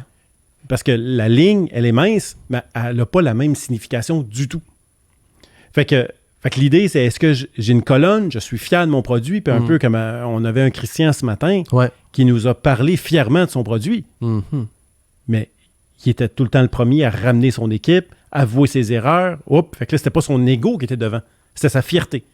La fierté de Christian Genet positionnait Buddha Station ce matin. OK, fait que t'es en train de me dire que t'aurais bien beau m'inviter à 44, 47, 48 conférences, si au moins à chaque fois que quelqu'un me pose la question, mais toi, Pierre-Luc, toi, là, t'es bon, je dois faire l'effort, ce que tu me dis, c'est que je dois faire l'effort de toujours ramener ça à mon équipe, à mon produit ou à mon organisation? Non, si c'est un effort, c'est parce que tu le fais par ego.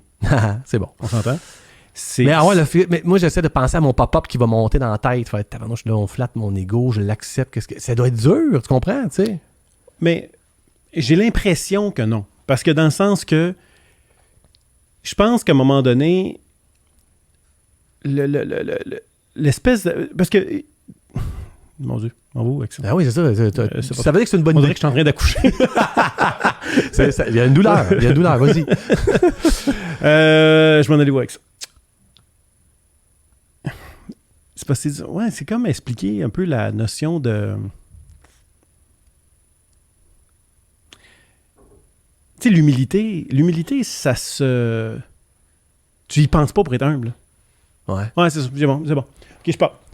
Fait que, non, je pense pas, Pierre-Luc, honnêtement, que c'est forçant de mettre de côté son ego. Est-ce que c'est forçant d'être humble à quelqu'un qui est humble? Non, c'est de façon intrinsèque. Ça va être des réflexes. Il y en a qui l'ont, mais tu dois l'apprendre.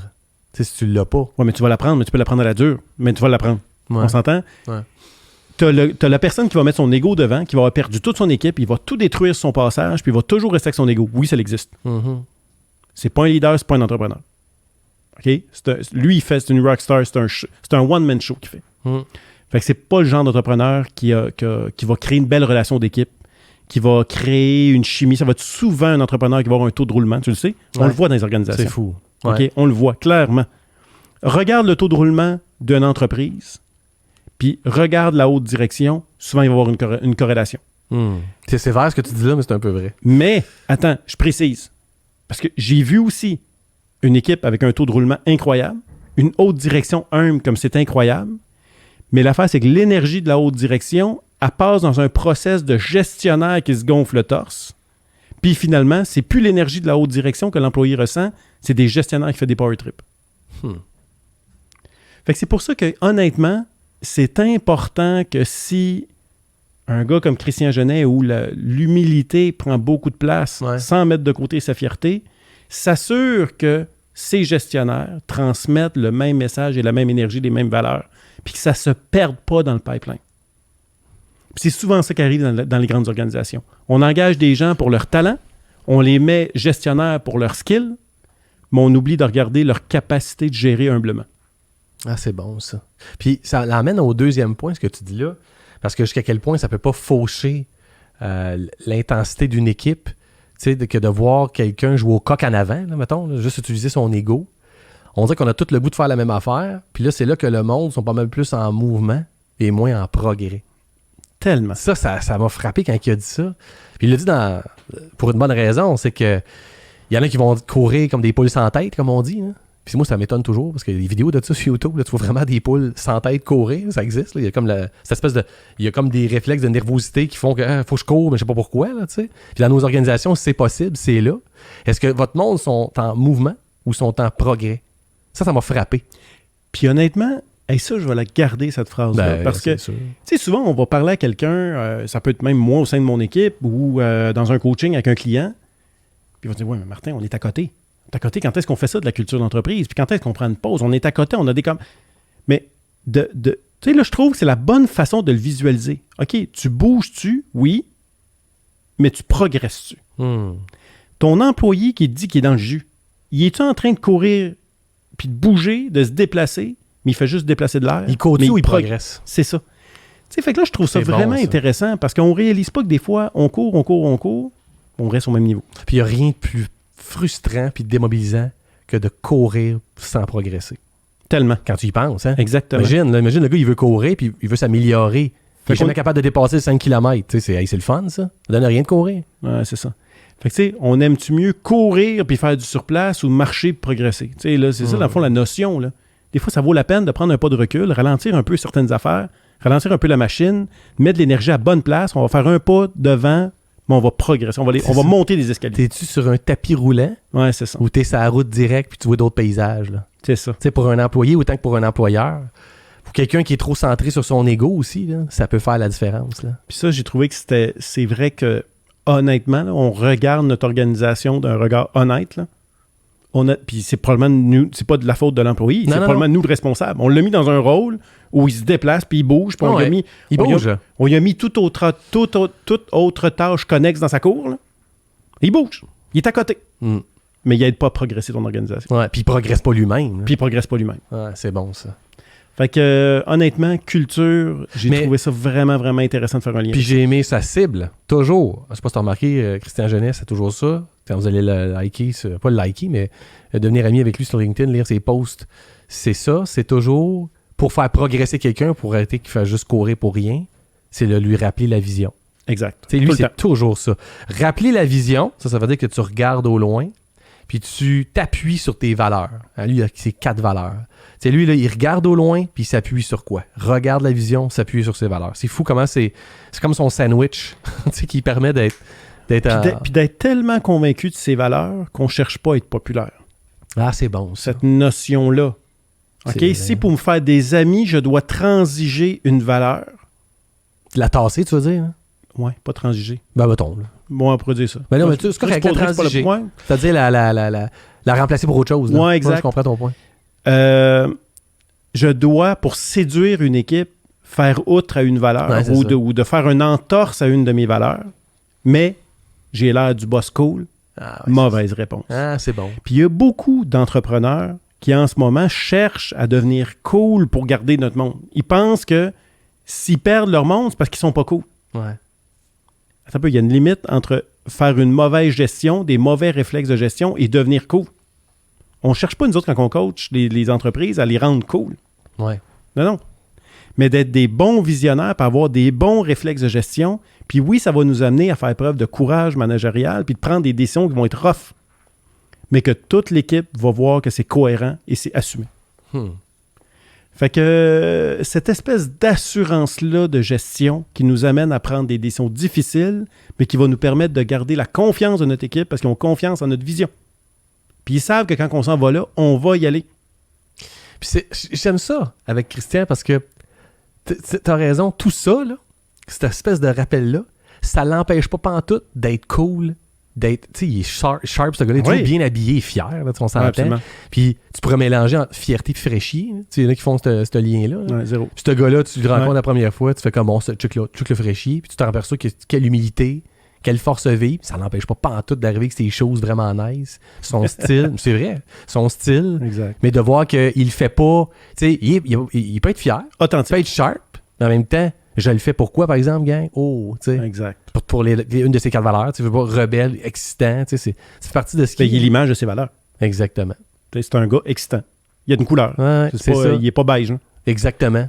Mais ça change pas que ses valeurs profondes d'humilité humaine sont là. Puis moi, je serais pour toi, là, mais pendant le flop, autant qu'à chaque fois que je le rencontre, ce gars-là, je sens jamais que je cours pour rien avec lui, je progresse. Exact. Tu sais. Merci, Christian Genet. Tu nous apportes encore de bonnes choses, et comme toujours. Hey, merci Martin, c'était cool. Un autre bon lab, j'espère que vous appréciez ça. Dan, c'est tout. On sonne la cloche dans pas long. Je vous remercie d'avoir été, comme d'habitude, à l'atelier 4771 avec H2O Web Media. On vous présente ça sur toutes les super belles plateformes, dont YouTube. Si vous voulez avoir l'air, si vous voulez voir ce que a l'air Christian Genet dans son style, allez le voir. Ouais, allez le voir, ça va à peine. Je sais pas si on voit ces choses à la caméra. Hein? Ouais, je pense pas. Je sais pas. Oui, on les voit. Ah, ça c'est bon. Juste pour ça, ça va à peine. Checker ces choses. Hey. On les voit-tu? Yeah, ouais, Okay, on voit une jambe, c'est bon. Au plaisir, gang. On se revoit pour un prochain Flab Lab.